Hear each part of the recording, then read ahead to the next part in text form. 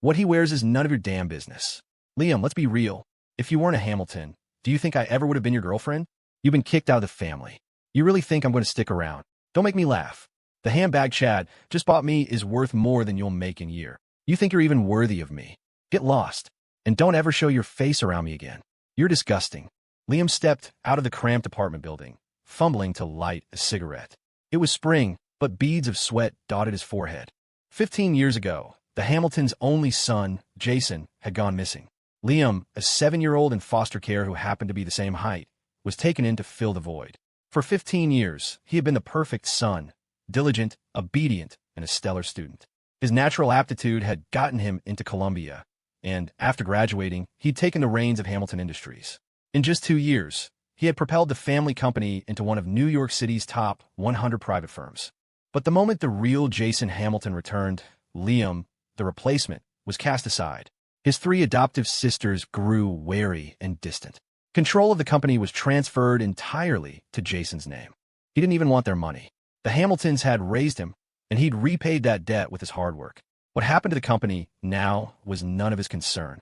Still, he couldn't believe that 15 years of dedication hadn't earned him a shred of trust. You'd show more compassion to a stray dog. They had wrung him dry and then tossed him out with a cold, ruthless finality. What he hadn't expected was that his girlfriend of 3 years had only been with him for the Hamilton name. The pain had finally given way to a dull, chilling numbness. For 3 years, he had given Jessica everything she'd ever wanted, anything he could afford. And it was all a lie. Liam took a drag from the cigarette and choked, a dry cough racking his chest. He threw the butt to the ground and crushed it under his shoe. Staring at the mangled filter, he let out a bitter, self-mocking laugh. Of course, some things just weren't meant for him, no matter how hard he tried. Boom! A clap of thunder startled him. It was about to rain.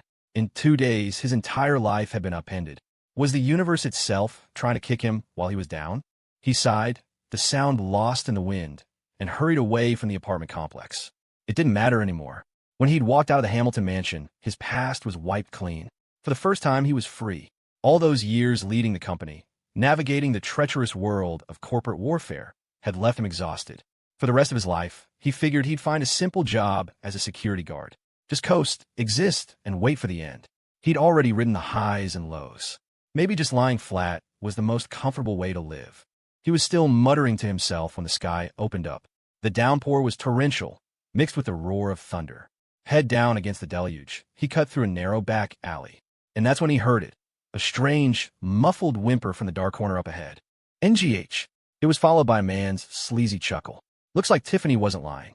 That stuff works fast. Cassandra Thorne? See? Even God is on my side. In a storm this bad, who do you think is going to hear you scream for help? A kidnapping? Liam's senses went on high alert. He peered around the corner of the brick wall. Next to a dumpster at the end of the alley sat a black car, its window wide open. Through the sheets of rain, he could make out the form of a woman slumped over the open window, her hair a mess, her face obscured. Behind her, a slimy-looking young man was reaching for her. The next second, the woman's head tilted. Through a gap in her scattered hair, her eyes, sharp and fierce, locked directly onto his. Instantaneously, a chill shot up Liam's spine. It was as if that gaze had pierced straight through him. He froze, rooted to the spot, his mind blank. He recognized the car. It was a vintage black Bentley, a rare sight even in New York. You didn't need to be a genius to know that whoever owned a car like that was not someone to be trifled with. After everything that had happened, the last thing Liam wanted was to get involved in someone else's mess. He averted his eyes, breaking contact with that desperate, pleading gaze. Forget it. Just pretend you didn't see anything. Liam shoved his hands in his pockets and, feigning indifference, turned to walk away. But in the next instant, crack, a sound like a firecracker exploded, perfectly masked by a simultaneous clap of thunder. In this deserted alley, drowned out by the storm, the noise went unnoticed. But Liam, standing just yards away, heard it clearly. It was a gunshot. He couldn't have been mistaken. He froze for a second, his mind screaming at him to keep walking, to pretend he hadn't heard. But then he felt something cold and hard press into the small of his back. "Get me out of here." The voice was a raw whisper, as if forced through clenched teeth. Liam's whole body went rigid. He didn't need to look. It was a gun. He realized, with a sickening lurch in his stomach, what must have happened to the man in the car. "Where?" he asked, fighting to keep his voice steady. "Anywhere. Just somewhere with no people." The woman's voice was cold, and this time, laced with an impatient edge. She jabbed the gun harder into his back. Now, Liam gritted his teeth. Okay, he said, his voice tight. I know an abandoned warehouse nearby. No one ever goes there. Just don't do anything stupid. I'll take you. He took a deep breath and started walking. The gun barrel felt like it was fused to his spine, pressing into him with every step until they reached the warehouse. After locking the heavy, rusted door behind them, Liam pointed to a dilapidated sofa in the corner, barely visible in the gloom. You can. Rest here. I can call the police for you. But the woman behind him didn't seem to hear. The gun was still aimed at him, a silent, deadly threat. You, over there, to stay alive. Liam had no choice but to obey. As he approached the sofa, her command came again, sharp and imperious. Take off your jacket. Put on the sofa. He did as he was told. Once it was done, he thought the ordeal might finally be over. He was wrong. Sit down, she ordered. Liam fell silent. Was he a hostage now? His luck had truly hit rock bottom. But she had the gun, so he had no choice. As he turned to sit, another flash of lightning illuminated the cavernous space. For a split second, Liam finally saw her face. It was breathtaking. She wore a red evening gown that clung to her stunning figure. In her hand, she held a small, exquisite gold-plated pistol. Her eyes, however, were hazy, unfocused. Liam sucked in a sharp breath. The next thing he knew, an intoxicating scent of roses filled the air. Before he could process it, the woman threw herself at him, collapsing into his arms. You smell so good, she murmured, her voice a drug-laced whisper. The woman was out of her mind. Her hands and mouth moved over him, restless and hungry, her soft moans plucking at his nerves like a deranged melody. Every touch sent a jolt through him. He tensed, every muscle in his body screaming. The gun in her hand kept him from moving. Hey, just try to hold on, he stammered, his voice strained. I can call an ambulance. He remembered the man's words about her being drugged, but she gave him no chance to get up. Her slender arms, surprisingly strong, wrapped around him like steel bands, pinning him in place. MMM, she whimpered, pressing herself against him as if he were a lifeline. Look, miss, seriously, let me call for help. This isn't right. We don't even know each other. He pleaded, his mind racing, trying to figure out how to get the gun away from her. She acted as if she couldn't hear him, her free hand fumbling with the buttons of his shirt. Boom! Another crash of thunder. A flash of lightning lit up his body. His shirt was open, revealing his toned, tanned skin and the hard lines of his chest. The faint scent of his sweat mingled with his natural musk, a heady combination that filled her senses. The drug, already coursing through her veins, kicked into overdrive. A spiderweb of red appeared in her cold eyes. Unable to control herself, her hand trembled around the pistol. With the last shred of her sanity, she raised the gun and brought the butt of it down hard against the back of his head. Crack! Liam didn't even have time to cry out. A sharp, explosive pain shot through his skull. His vision went black, the last sliver of light vanishing into nothingness. Her consciousness was completely consumed by the drug. In the total darkness, she greedily fell upon the one thing that brought her a wave of cool relief. When he came to, the dangerously alluring woman was gone. In her place stood another woman, dressed head to toe in black. She pushed a pair of glasses up the bridge of her nose and gave a slight nod. Before Liam could make sense of anything, two large, imposing men were walking toward him. The sudden movement sent a fresh wave of agony through his head, as if he'd been hit by a truck. His consciousness swam. He felt the men lift him onto a stretcher. His body felt strangely refreshed, almost comfortable, except for his lower half, which felt exposed, covered only by a jacket. His head throbbed. Through a blurry haze, he saw a dark, crimson stain on the sofa cushions. And then, he knew nothing more. Ugh. This time, when he woke up, it felt like he'd slept for an eternity. Heavy drapes blocked out the light in a lavish, palatial bedroom. Liam blinked, his eyes slowly taking in the surroundings. He was lying on an incredibly soft, high-end mattress. His gaze drifted up to the impossibly high ceiling, where a massive, ornate chandelier made of pure gold hung. Sheer, gauzy curtains were draped from above, tied back elegantly. Where the hell was he? Liam tried to lift a hand to rub his eyes, but it was jerked to a stop. His hands were bound by a silver chain, shackled to the foot of the bed. Shit! He cursed under his breath, panic finally setting in. He tugged, but the only result was the clinking of metal against metal. The next second, the heavy bedroom door creaked open. The sharp click-clack of high heels on marble echoed across the floor, slow yet deliberate, coming closer. Through the veil of the bed curtains, he saw the silhouette of a woman in a tight black dress, her figure flawless. Above a graceful, swan-like neck was the same stunning face he'd seen for only a moment. She stopped at the edge of the bed, her nearly 10-centimeter heels giving her an imposing height. She looked down at him, her beautiful, almond-shaped eyes narrowed into a predatory squint. "Miss you?" His voice came out as a dry rasp. His throat was raw from sleeping so long, without water, and the pain forced him to stop. Above him, the woman glanced down with an air of cold disdain. "You're awake."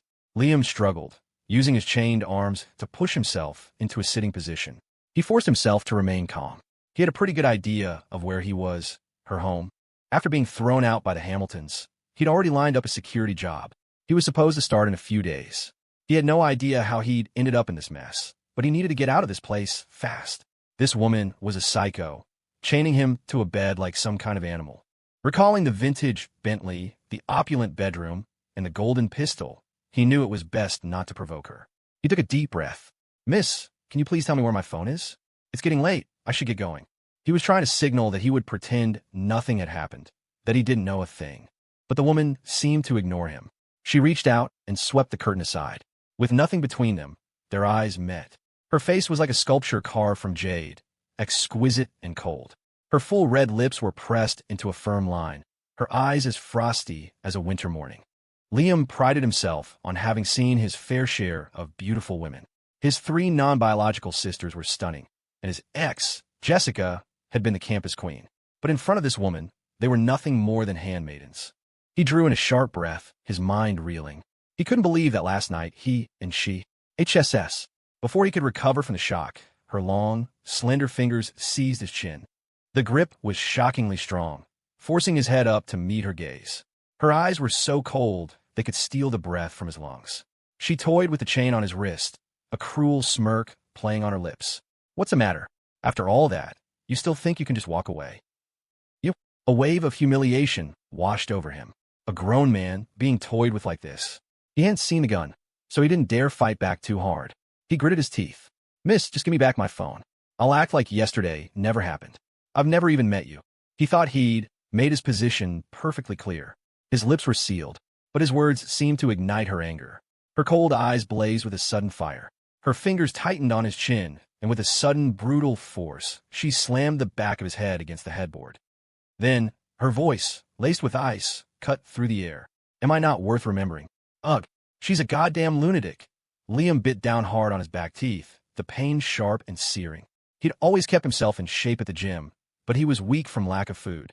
"I swear, I won't tell anyone what happened yesterday," he said, his voice rising with desperation. "Damn it." She grabbed the collar of his tattered shirt, her voice a low, dangerous snarl. "Are you that desperate to be rid of me?" The fabric pulled tight against his neck, and Liam's own anger flared. "I don't even know you. Aren't you afraid I'll call the cops?" At that, the woman laughed. A cold, chilling sound. "The cops." She looked down at him, her red lips curling into a smirk as the fire in her eyes died down. "Do you have any idea who I am?" Cassandra Thorne. The name flashed through his mind. He'd heard it that night in the alley, a name whispered in the rain. All he could connect it to was the Thorne family of New York, a clan so powerful and mysterious that he'd only ever heard whispers of them at the highest level galas he'd attended while working for the Hamiltons. He knew nothing about them, not even who was currently in charge. She was testing him, testing to see if he'd recognized her, and if he'd keep his mouth shut. Liam's eyes flickered. He shook his head slowly, his voice a low murmur. "Who you are has nothing to do with me. I don't want to know." His detached response seemed to displease her. She smiled, a playful, almost cruel glint in her eyes as she leaned in closer. "If you don't know, then I'll tell you." She tugged his collar again, forcing him to meet her gaze. "Remember my name. It's Cassandra Thorne." She paused, then added a taunting little flourish. "Go on, think about it. How many families in New York have a name Thorne?" The Thorne family, the one that was rumored to hold half the country in its grasp, a mysterious dynasty that could move markets and governments with a single phone call. A flicker of shock crossed Liam's face. "So you do know." Her eyes instantly turned sharp and hostile. The jig was up. Liam slumped back, a wave of resignation washing over him. "So what if I do? Who you are doesn't matter to me. Like I said, yesterday I was just walking home and got caught in the rain. I've never seen you before in my life." Never seen her. Cassandra's fury was well and truly lit. Last night, She had been set up, drugged, and cornered. In her most helpless moment, this man had appeared like a potential savior. But he just turned his back and walked away. It was only by a stroke of luck. The feel of her pistol in her purse, the cold rain shocking her back to some semblance of clarity, that she had escaped. But then the drug had taken over completely, forcing her to, with a complete stranger, in a filthy, abandoned warehouse she wouldn't have set foot in a million years. Afterward, when she finally got a clear look at him, she had felt a sliver of relief. He was handsome, with strong features that were, at least, pleasing to her eye. She had only wanted to ask him one thing: why didn't you help me? But now, she realized he knew who she was from start. And even now, he was doing everything in his power to distance himself from her. Her, the heiress of the Thorne dynasty? Was she that repulsive to him? Her entire life, no one had ever dared to ignore her. This man, he was different. Very well. A slow, dangerous smile spread across her lips as she released his collar. What are you doing? Liam watched her, his eyes wide with disbelief. Cassandra's eyes narrowed as her hand began to move. You have a nice body. An understatement, she thought. It's exquisite. That was it. Liam was done being passive. He was a man, and he'd had a girlfriend before, but even Jessica had always been shy and reserved with him. He believed that this kind of thing required consent, a shared desire. He was still furious about what happened yesterday, being dragged into this mess. But waking up, he had tried to let it go. He had nothing left to lose. He'd never experienced anything like this, and the woman was a goddess. In a twisted way, he hadn't lost out. But for it to be over, and now for this to happen again, in this way, had she no shame? Hearing his protest, Cassandra's movements didn't stop. A laugh escaped her lips, devoid of warmth. You're the first person who's ever dared to defy me. Sensing the change in his body, the resistance, Cassandra's smile deepened. Her hand slid lower, her eyes darkening with a predatory gleam. I'm going to make sure you remember me until the day you die. He had slept for so long he was starting to lose track of whether he was alive or dead. It felt like at least 2 days since he'd had a drop of water. His lips were as cracked and dry as a desert floor. Even the slightest movement threatened to split them open. His throat was so raw he couldn't make sound. He instinctively went to rub his eyes, and his right hand moved freely to his face. He jolted, realizing the chains were gone. They had been removed at some point while he slept. A surge of relief washed over him. He scrambled out of bed, his body protesting from hunger, and began to search the room. The damn woman was gone. Liam breathed a sigh of relief and, running on fumes, started looking for a phone or any way to contact the outside world. But the bedroom was massive, and every cabinet and drawer was locked. After 10 minutes of frantic searching, he found nothing. On the bedside table, however, sat a neatly folded set of clean pajamas. She really thinks of everything, doesn't she? Liam looked down at his own clothes, now torn and filthy, and changed into the fresh set. He had to find a way out of here, and fast. After years in the business world, he knew that the more powerful the family, the more dangerous their secrets. And this woman was part of that family. He had been tired for 18 years. 18 years of pretending to be someone else's son, of trying to please everyone, only to be thrown out like trash. The one person he thought he could be himself with, his girlfriend, had only been using him for his status. He was done playing the game. For the rest of his life, he just wanted to be himself, to do what he wanted, not be someone else's puppet. He took a deep breath and pulled open the heavy bedroom door. Instantly, a vast, opulent living room spread out before him. It mirrored the bedroom's palatial style, dripping with gold accents. Even the candelabras on the tables were solid gold. The sheer extravagance was suffocating. But Liam was immune to it now. Knowing she was a Thorne, this level of luxury seemed almost pedestrian for her family. He made his way down the long, curving staircase. At the bottom, he finally saw another person. "Sir, you're awake." A woman in a maid's uniform, holding a tray with an ornate tea set, smiled at him. She looked like the head housekeeper. Liam was too thirsty to respond. He walked straight to the tray, picked up a cup, and downed the tea in one gulp. As the liquid soothed his raw throat, he finally felt grounded, like he was back in his own body. He was alive. "Sir, please, drink slowly. There's more," the housekeeper, Maria, said, quickly refilling his cup. It was time for more. Liam set the cup down, his voice urgent. "Hello, can I borrow your phone?" At his question, Maria's eyes flickered. She completely ignored his request and walked toward the grand hall. "Dinner is ready, sir. You may begin whenever you like." Dinner? Liam took a few steps forward and saw it. A long, silver dining table laden with an incredible array of dishes, each one a miniature work of art. The aroma wafted over, and after 2 days of starvation, Liam's eyes glazed over. His stomach growled shamelessly. He was so hungry he found himself drifting toward the table, licking his lips and swallowing hard. It smelled incredible. Every scent was a direct assault on his willpower. Seeing him standing there, Maria set down the tea service and smiled. Miss Thorne left instructions. She has business tonight and will be back late. You don't need to wait for her. Her Royal Highness, he thought bitterly. As if I'd wait for her. His reason returned slightly. Just walking out wasn't an option. Through the floor-to-ceiling windows, he'd already scanned the grounds. It was a massive, manicured garden that stretched as far as he could see, with no exit in sight. He needed a car, and as hungry as he was now, he'd probably starve to death on the way if he tried to walk. A few bites to get his strength back couldn't hurt. With that, Liam sat down at the table. He was too hungry to care if the food was poisoned. He began to eat, foregoing all manners and devouring everything in sight. He was starving. If it weren't for the expensive, clean pajamas he was wearing, he would have looked like a homeless man who hadn't eaten in weeks. Maria cleared away the plates and bones, a satisfied smile on her face as she watched him. Liam practically cleared the table, sampling every one of the dozen or so dishes. Thanks to his dedicated gym routine, his strength began to return as he ate. Wiping his mouth, he finally felt human again. A man with an appetite like yours must be very strong, Maria remarked, pleased as she collected the last of the empty dishes. Liam let out a small burp and patted his stomach, getting back to the matter at hand.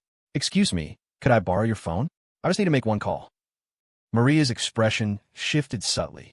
Again, she acted as if she hadn't heard him. Is there something you require, sir? If you tell me, I can arrange it for you. Liam's face fell. He knew then that she had no intention of letting him contact the outside world. He tried a different tack. Look, I don't know your boss. She brought me here yesterday. Just let me use your phone for a minute. That's all I'm asking. Maria just smiled and shook her head. Sir, Miss Thorne has given instructions. You will be living here from now on. If you need anything, you only need to tell me. It was clear she wasn't going to help him. Arguing was pointless. She was her employee. He was a stranger. Why would she side with him? Liam stood up and headed for the door. Fine, he said, his voice flat. In that case, I'll just see myself out. Maria didn't seem worried. She simply called out after him, a gentle reminder in her tone. Sir, you are currently at the Thorne family's private estate. There is nothing but wilderness for miles around. Private estate. Liam suddenly remembered hearing whispers of a mysterious place, Black Lake Manor. He'd been to many exclusive locations, but Black Lake Manor was a legend. Never open to the public, its exact location a closely guarded secret. Out here, without a car, getting out was impossible, and he didn't even know which way to go. Besides, if they wouldn't even let him use a phone, he was sure the gates would be guarded. Liam thought of the golden pistol in Cassandra Thorne's hand. Damn it. Without her permission, he really wasn't going anywhere. Sir, we have wonderful food and drink here, Maria said, her tone placid. Anything you need, just tell me, and I will prepare it for you. She then shifted gears, a warm, almost conspiratorial smile spreading across her face as she approached him. Sir, I've watched the young miss grow up. She has never brought a man home before. You are the first. Do you know how many people would kill for such an honor? Maria looked Liam up and down, her satisfaction growing by the second. Her mistress had excellent taste. A man with a healthy appetite was a good sign. He had polished off a feast meant for a small army, and now, standing tall, he radiated vitality. He was handsome, clean-cut, and well-built. What more could one ask for? He and her miss would look perfect together. Maria couldn't hide her beaming approval. Liam, oblivious to her matchmaking thoughts, was about to explode. Honor. The word was practically ripped from between his clenched teeth. Yes, of course, Maria chirped. Sir, the miss will likely be back very late tonight. You should go upstairs and rest. With that, she turned to clear the table, leaving him standing there. The entire time, he hadn't seen a single other soul in the house. He glanced at the inky blackness outside. For now, going upstairs was his only option. Without Cassandra Thorne say so, he wasn't leaving. He clenched his fists and headed for the stairs. He'd already noted the villa's layout. The main staircase led only to the second floor. At the landing, there was an elevator, but it required a key card. No surprise there. This was Black Lake Manor. After all, there were probably more floors above. His current location, the second floor, was laid out much like the first, except it contained only one room, the bedroom where he had woken up. He felt sticky with sweat just from eating. He opened a closet and saw a spare set of pajamas. Well, since I'm stuck here, might as well take a shower. Liam used the en-suite bathroom, taking a long, hot shower that washed away some of his tension. He changed into a fresh set of gray silk pajamas. Just as he stepped out of the bathroom, he heard the purr of an engine from downstairs. Peering through the second-floor living area's large window, he saw a woman in a white blouse and a tight black skirt get out of a car and hurry to open the back door. A moment later, a long, slender leg emerged, shod in a black high heel with a telltale red sole. It was Cassandra. She really was beautiful. Liam couldn't help but admit it. The woman who had opened the door for her was attractive enough, but the moment Cassandra appeared, the assistant faded into the background, becoming a mere NPC in her world. If only she wasn't a complete psychopath. He watched Cassandra say something to the woman, who nodded, got into the driver's seat, and drove away. Cassandra then walked toward the front door and disappeared from his view. She was coming up. He heard the sound of her heels on the staircase, the clicks growing louder, closer. He decided he needed to talk to her, to reason with her. They were both human. Surely if he was sincere enough, she wouldn't make things too difficult. Soon, the door to the second-floor living area opened, and Cassandra stepped inside. She was wearing another outfit he hadn't seen before, a white dress with cutouts at the waist and a high slit up the side. Her thick hair was swept up in an elegant updo, accented by a pair of dazzling diamond earrings. Her lips were painted a fiery red. She was the epitome of the cool, bewitching Ice Queen. Her presence was so powerful it seemed to suck the air out of the room. She just stood there, and the world seemed to freeze around her. Her gaze landed on Liam, who was sitting on the sofa. She looked him up and down, a flicker of satisfaction in her eyes. She sniffed the air slightly, and then narrowed her eyes. "You showered?" she asked. "Whether I showered or not is none of your damn business." Liam wanted to scream, but he knew he needed to negotiate his freedom. He took a deep breath to calm his racing heart.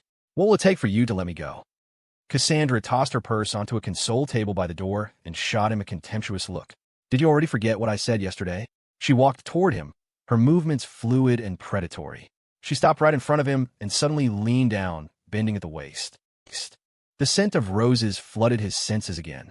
Her stunning face, magnified and impossibly close, made his breath catch in his throat.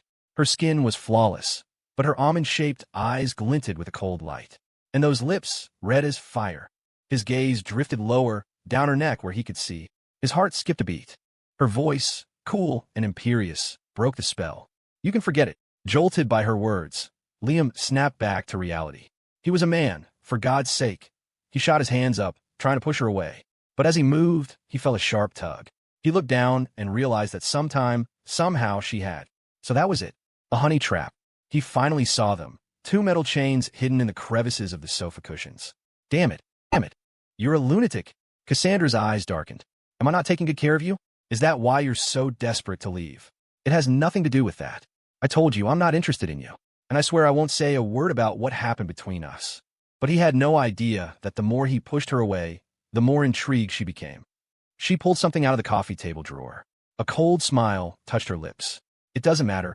Liam watched as her pale fingers stroked the object, her eyes turning hard as ice. He suddenly felt like an idiot. He gave up. He let his body go limp, slumping back against the sofa cushions. "What do you want from me?" he asked, his voice flat with defeat.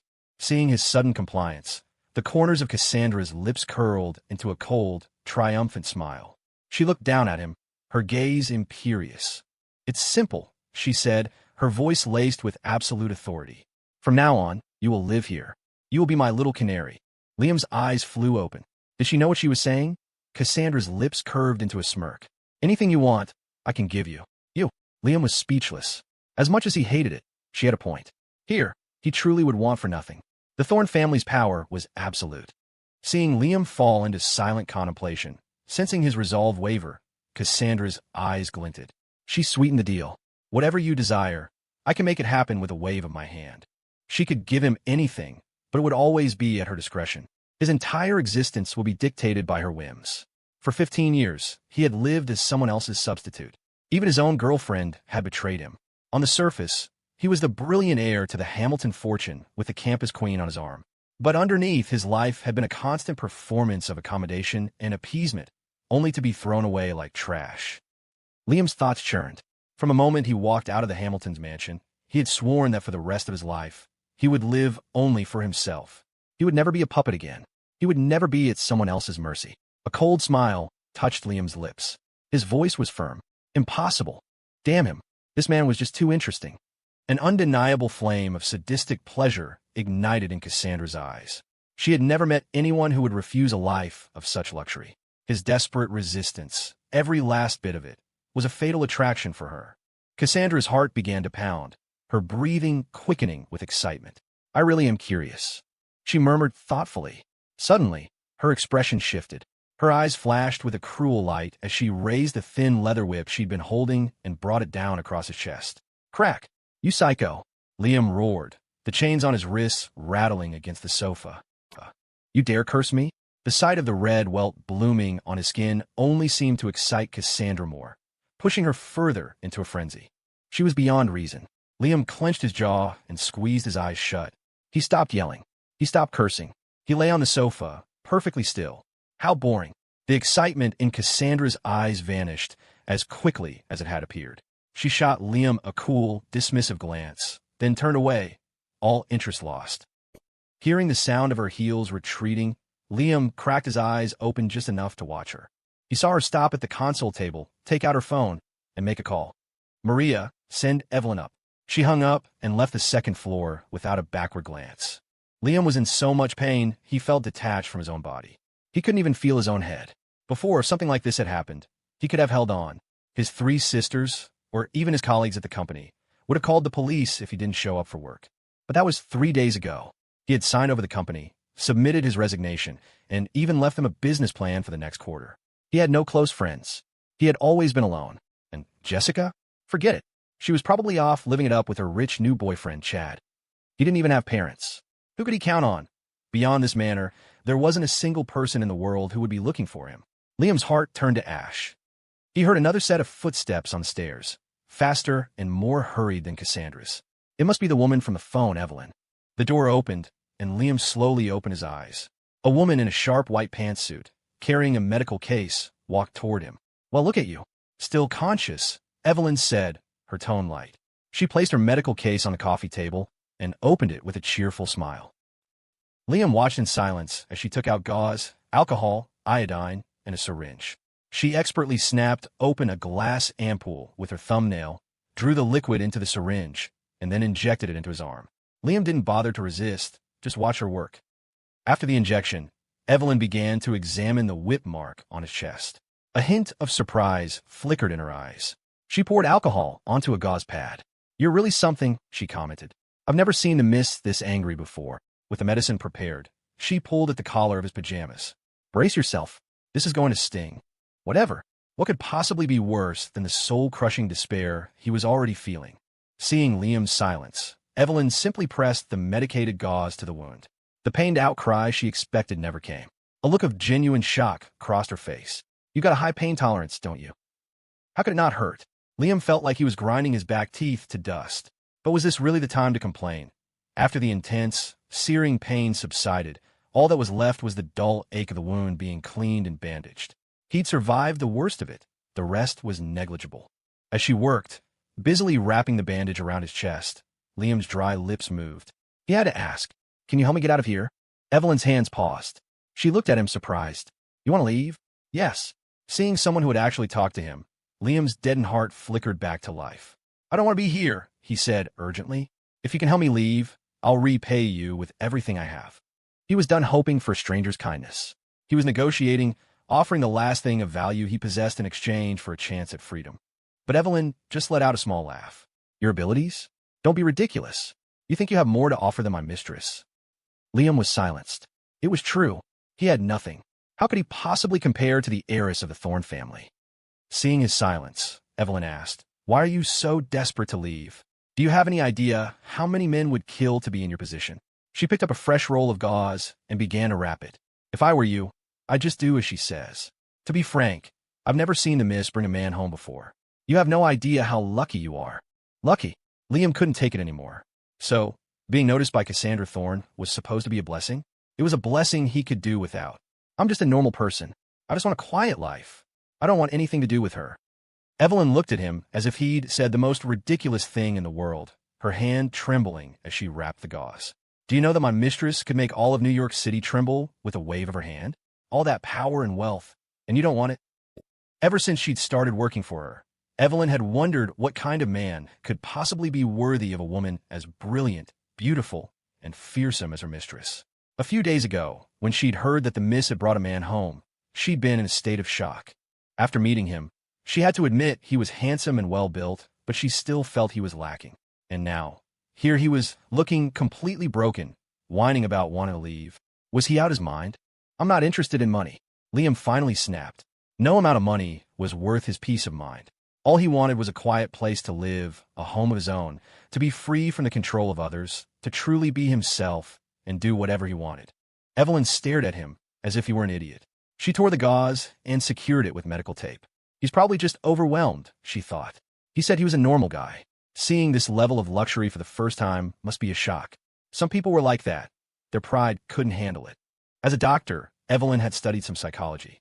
People like him, once they got used to it, would start to enjoy it. Then they'd become obsessed, and in the end, they'd be begging the miss to let them stay. She didn't give it another thought. She packed up her medical case and stood up to leave. Seeing her about to go, Liam panicked. Even if she wouldn't help him escape, she could at least undo the chains. Was he supposed to spend the night on the sofa? Wait, can you at least get these off me? He pleaded, rattling his chained wrists. Evelyn paused, medical case in hand. The miss only told me to treat your wounds, she said coolly.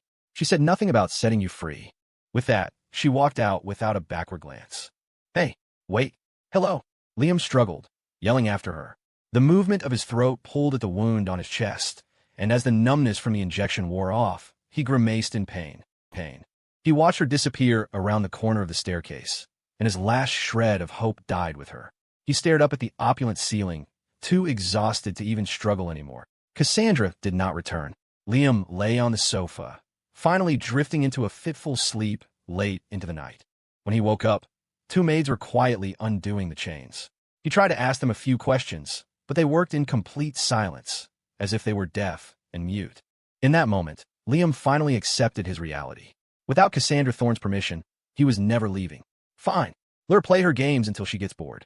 He'd waited 18 years to be free. It was a few more days. He figured her interest in him was just a passing fancy. Once the novelty wore off, she'd let him go. He told himself to stop trying to reason with her. She was a complete and utter psychopath. With his hands finally free, he rubbed his bruised wrists and went to the bathroom. After taking care of business, he stared at his reflection in the mirror. In just a few days, his face had become unnervingly pale. After starving and then binging, he'd thrown most of it up.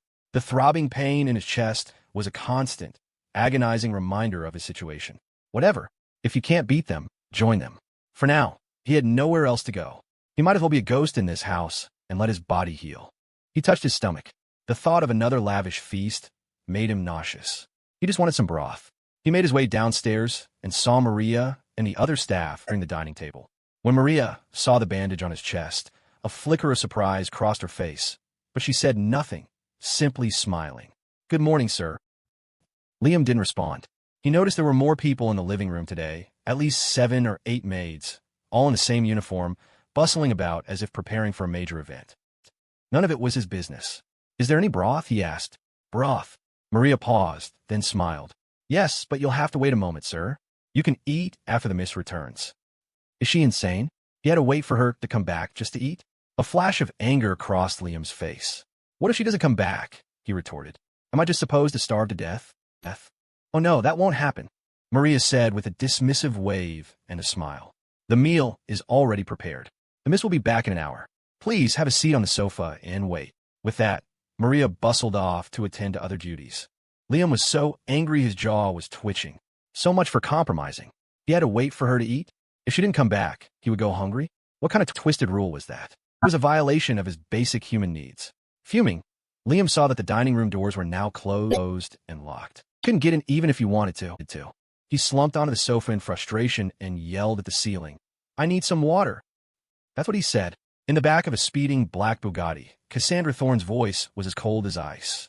From the driver's seat, Evelyn glanced at her in the rearview mirror, her expression alight with excitement. Yes, miss. Where on earth did you find such a specimen?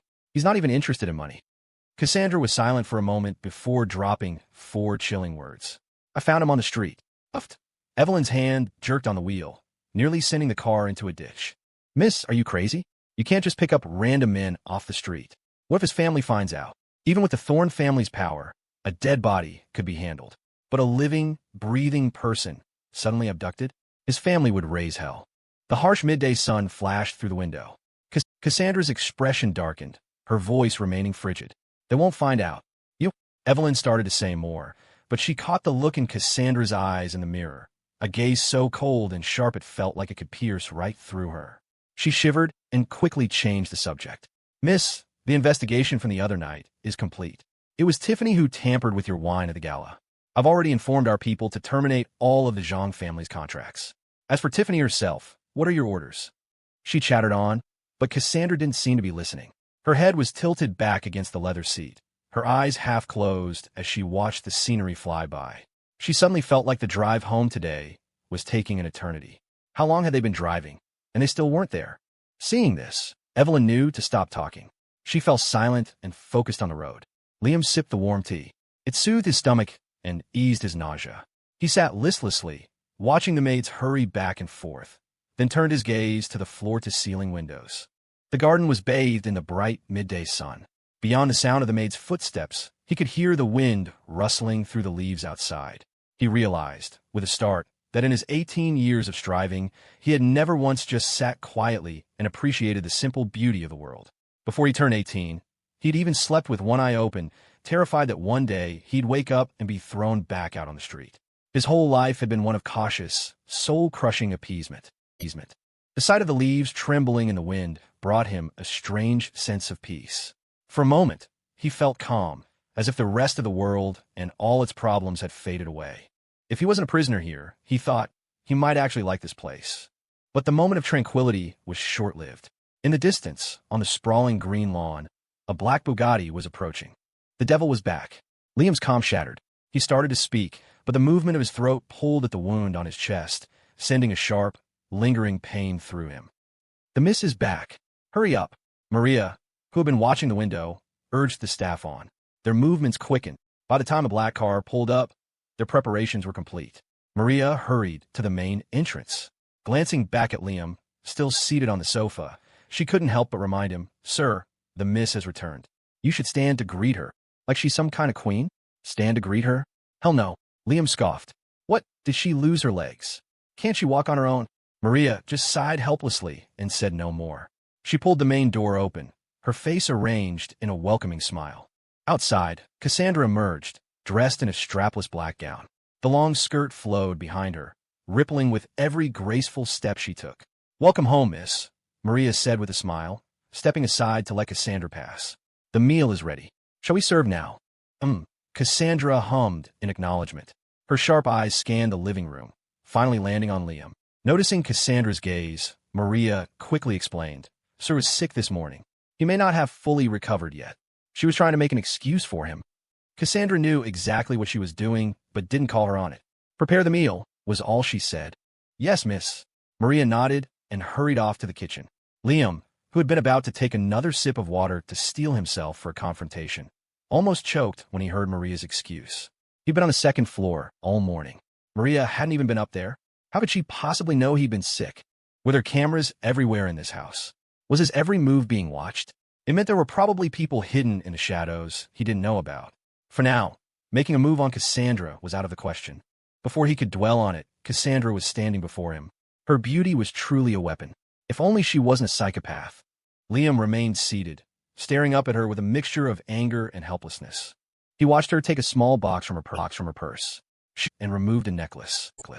A delicate pink gemstone, shaped almost like a tiny bell, hung from the end, glittering in the light. Liam didn't recognize the brand, but he knew anything from Cassandra Thorne would be astronomically expensive. Her eyes flickered to the bandage on his chest. A playful smirk touched her lips. You'd better heal up nicely. Otherwise, you won't be able to wear this. Who wants your damn trinket? Liam shot back, his voice dripping with scorn. Does she think I'm a dog? A necklace? He was a man. He wasn't wearing some ridiculous piece of junk. His defiance only sparked her amusement. Cassandra laughed, her tone light and condescending, as if she were talking to a pet. So cute! Exclamation point. Liam's anger boiled over. He grabbed the teacup from the table and hurled it at her feet. Crash! The sound of shattering porcelain echoed through the hall. Maria came running, her face etched with panic. She frantically tried to dab at the tea stains on Cassandra's dress. "Miss, it's my fault. I forgot to clear the teacups." A flash of fury crossed Cassandra's eyes, but it was gone in an instant. Her voice was cool. "It's fine, Maria. Go serve the meal. We'll clean this up later." "Yes, yes." Maria scurried away, shooting a stunned, fearful glance at Liam as she left. It was the first time she had ever seen anyone dare to treat her mistress this way. More importantly, the miss didn't even seem angry. The living room fell silent again. Liam glared at Cassandra, who simply gave him a passing glance. Ignoring her damp skirt, she took her seat at the head of the dining table. Maria and the maids moved with practiced efficiency. Within minutes, the table was filled with an array of exquisite dishes. The aroma was intoxicating, a constant temptation for Liam's senses. He had to admit, the food at the Thorne estate was incredible. Even though he felt sick, the smell alone made him feel ravenous. Once everything was served, Maria poured Cassandra a cup of tea. At a dismissive wave from her mistress, she nodded, shot a worried look at Liam, and then ushered the staff out of the room. The vast hall was empty except for the two of them. "She's not afraid I'll move now," Liam thought, which meant there were definitely people hidden somewhere, watching. He abandoned any thought of overpowering her. He was still injured, and from what he'd observed, Cassandra knew how to handle herself. He would only get one chance. If he failed, he'd likely suffer for it, and might even lose his life. He was ready to check out the rat race, but he wasn't suicidal. He hadn't even begun to live his own life yet. He wouldn't die so easily. The room was quiet.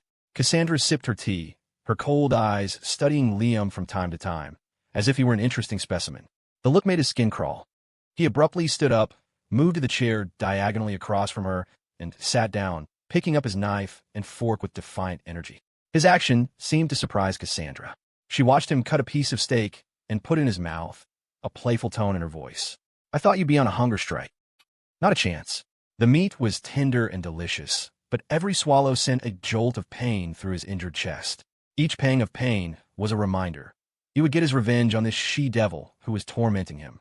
"I have no intention of dying," he said, the words forced through clenched teeth. "Oh." Cassandra's eyes deepened with curiosity. "You really are different. What's that supposed to mean?" Liam asked, confused. Cassandra delicately picked up a cherry, popped it in her mouth, and swallowed before answering coolly. "After such a major setback, you haven't given up. You're still fighting to live." "What do you mean, fighting?" Her words stung. "I'm a person. I have my own thoughts. Why shouldn't I live?" Cassandra didn't respond, instead examining him with a probing gaze. The atmosphere grew tense. A moment of clarity hit Liam with the force of a physical blow. "You investigated me." He looked up and met her all-seeing eyes, and immediately felt foolish for asking. They had been intimate. He was now her prisoner. Of course a woman like Cassandra Thorne would have dug up every last detail about him. He said nothing more and focused on his food. His sudden silence seemed to surprise her. Her eyes flickered with curiosity. "They framed you like that, and you never thought about revenge?" "Framed?" Liam's hand paused. The memories of the Hamiltons flooded back. "Dad, the investigation is clear. It was Liam who tampered with Jason's brakes. His eldest sister, Isabel, had screamed, her voice filled with rage and disgust. Mr. Hamilton's face had been a mask of fury, his eyes bulging. "Liam, after all these years we've raised you, you try to kill our own son for money? Liam, do you have a conscience? If Jason hadn't been driving slowly, my son, my only son, would be dead." Mrs. Hamilton had wept, clinging to Jason's hand as he lay in the hospital bed. Liam had stood in the doorway of the hospital room, watching them in disbelief. Mr. Hamilton had been ready to call the police, but Jason, lying weakly in bed, had stopped him. He was just confused for a moment, Dad, Jason had pleaded. "I was gone for so long, and then I came back and took all of your love from him. It's my fault." He continued, "Don't call the police. For the family's reputation and for Liam's future, it's okay if I suffer a little. I'm sure he'll see the error of his ways." Under Jason's repeated pleas, Mr. Hamilton had eventually agreed to drop it on the condition that Liam leave with nothing and never use the Hamilton name again. Thinking back on it, it was almost laughable. Jason had said all that because he knew the accusation wouldn't stand up to a real investigation. If the police got involved, the truth would come out, and his little scheme would be ruined. Liam could have called the police himself, but by then, his heart had turned to ice. It wasn't just Jason's schemes since his return. It was the fact that years of what he thought was love hadn't earned him a single ounce of trust. From his adoptive parents to his 3 sisters, All he saw in their eyes was contempt and disgust. Even if he had proven his innocence, they would never have believed him. He wasn't their blood. Revenge. Liam let out a bitter laugh. There's no point. I don't waste my time on pointless things. His answer seemed to genuinely surprise Cassandra. She hadn't expected him to be so philosophical about it. But, being raised in someone else's home, it must have been hard. For some reason, looking at Liam's calm, detached eyes, Cassandra felt an unexpected pang in her chest. He was sitting right in front of her, a living, breathing man, yet he felt ethereal, as if he might just vanish from her sight in the next second. The feeling infuriated her. Her entire life, she had gotten everything she ever wanted. Power, status, money. People groveled at her feet for a fraction of it. But not Liam. His eyes never truly saw her. It was as if she didn't even exist in his world. This lack of control was driving her mad. An almost feverish heat rose in Cassandra's eyes. She fought back the overwhelming urge to consume him whole. "Do you want to leave here?" she asked. Instantly, a flicker of hope ignited in Liam's eyes. He looked up, his gaze locking with hers. "Yes," he said, his voice urgent. "If you let me go, we can forget all about you injuring me. It'll be a clean slate." There was again, the moment she mentioned leaving, his dead eyes sparked with life. Damn it, am I that beneath him? Realizing her emotions were being manipulated by him, Cassandra narrowed her eyes, a bloodthirsty smile gracing her lips. "I was just kidding. Did you really believe me?" Liam felt like he was going to pass out from sheer frustration. But after the past few days, he was starting to get used to it. He was getting used to every insane word that came out of this lunatic's mouth. His gaze fell. "Do whatever you want," he said flatly. He stopped talking and avoided her eyes completely. Cassandra knew this wasn't working. This wasn't fun anymore. This wasn't what she wanted. What she wanted most was to see that look of helplessness on his handsome, detached face. She slowly picked up a napkin and wiped her hands, her burning gaze still fixed on him. Tossing the napkin aside, she leaned back, a playful smirk on her lips. "I can let you go out." Instantly, Liam's eyes lit up again. He looked straight at her, waiting for the conditions. Seeing his excitement, Cassandra took her time. Her voice was a slow, cold drawl. "I'm just curious. Where'd you go? What would you do?" He hadn't expected her to ask about his future plans, but he knew that even if he didn't tell her, the Thorne family could find out with a snap of their fingers. His plan was simple. Find a security guard job, live a quiet life, and fade away. It wasn't exactly a secret. Get a job as a security guard, probably, as long as it pays enough to live on. No big plans. Cassandra raised an eyebrow, a look of disbelief on her face. "That's it." "Yep," Liam said with a shrug. "What's the point of being rich and famous? I'd rather just have my own quiet, happy life." Cassandra was floored by his embrace of mediocrity. She couldn't believe it. This man's ambition was so small, it didn't even qualify as unambitious. It was nothing. She gave him a cool look. "Do you have any idea what the Thorne family is capable of?" "I do," Liam said, smacking his lips nonchalantly. "If no company will hire me, I'll just do odd jobs for cash. Work a day, then disappear. It's not like the Thorne family can keep tabs on me every single day, can they?" He was being a complete rogue. Cassandra was speechless. He was right. She could have people watch him, but tracking cash-in-hand gig work would be a nightmare. The thought of getting daily reports on his menial jobs was exhausting. She was dealing with someone who was completely indifferent to his own life. Making a man like that beg was no easy task. Cassandra picked up her teacup, took a sip, and said thoughtfully, "Fine." At that one word, Liam's head snapped up. Cassandra slowly set down her cup and continued, "But you will come work at my company, and every night you will return here." Damn. Liam knew this was the biggest concession he was going to get from her. It was better than being trapped in this villa all day with only maids and flowers for company. It was a chance to be outside. And hey, it saved him rent, and she was even arranging a job for him. How could he say no? Liam fought to contain his excitement and nodded. "Fine, I accept your terms." That meal was the best one Liam had eaten since he'd arrived, and it was all because he was finally getting out. After they finished, he immediately asked Maria for the one thing he desperately needed, his phone. With Cassandra's approval, he finally got it back. He went to his room, plugged it in, and turned it on. As expected, there were no missed calls. Not a single message on iMessage or WhatsApp. Liam had anticipated this, so it didn't sting too much. He opened Instagram. The first thing he saw was a post from his eldest sister, Isabel, from yesterday. "Little bro is out of the hospital. Mom and Dad are taking us all on a trip to celebrate. Lake Tahoe, here we come." The picture was a group shot of the entire Hamilton family. In the photo, they were all smiling brightly. Even his second sister, Penelope, who had been studying abroad, was back. It was clear how much their real son meant to them. Liam barely glanced at it before scrolling down. Jessica. OMG, I love my Chad. Let's see who doesn't have the latest Hermes yet.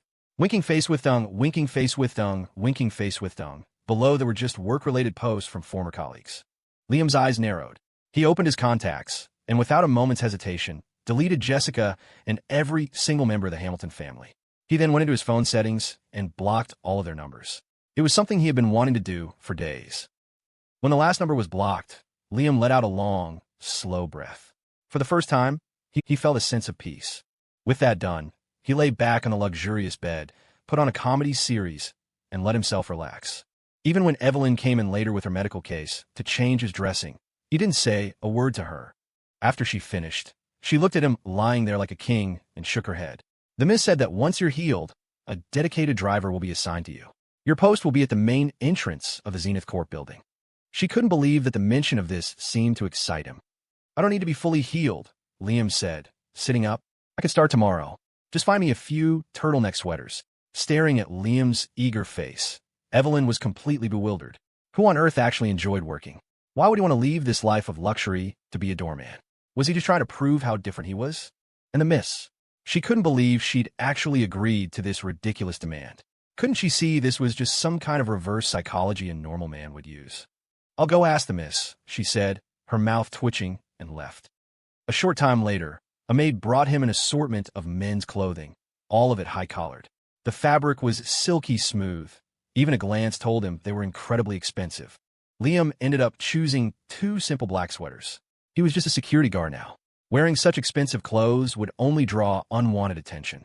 The last thing he wanted was for anyone to know about his connection to Cassandra Thorne. If he got tangled up with the Thorne family, he knew he'd be dragged right back in that world of scheming and backstabbing.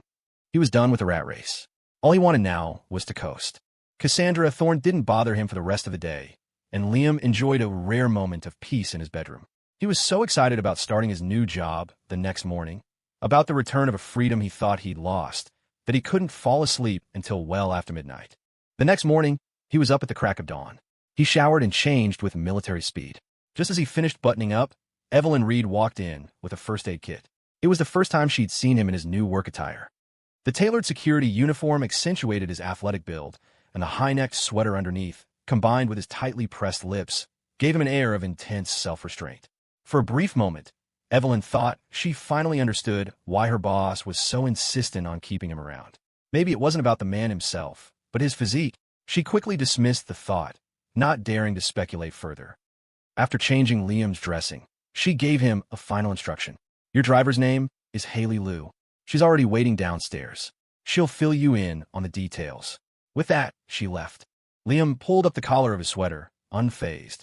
He grabbed his phone and headed straight downstairs, ignoring Maria when she called out to him for breakfast. Outside the villa, just as promised, a black Maybach was parked on the gravel path beside the garden. Liam's mouth twitched. Seriously? Cassandra had to be messing with him, sending him to work in this. Did she think he wasn't conspicuous enough? But the chance to leave this place was right in front of him. Suppressing his annoyance, Liam decided to just get in the car. He steeled himself and pulled open the door. In the driver's seat, a young woman in a sharp black suit smiled at him. Good morning, sir. I'm Haley Liu, your driver. You can call me Haley. From now on, our departure time is 8 a.m., and I'll be waiting for you at the company entrance after your shift ends at 9 p.m. The moment he got in, Haley launched into her introduction. Unlike the reserved Evelyn, she was a chatterbox, her words bubbling out like water from a boiling kettle. After days of near silence, the friendly stream of conversation was a welcome change, and Liam found himself actually wanting to talk to her. You seem excited, Liam said, a corner of his mouth twitching. Of course I am. Haley expertly gripped the steering wheel and floored it, the car launching forward. I'm your dedicated driver now. Just 2 trips a day. It's way easier than my old gig. How can I not be excited? Liam's mouth twitched again. She had a point. Who wouldn't want an easy job? Haley kept chattering. Man, you really hit the jackpot. Ms.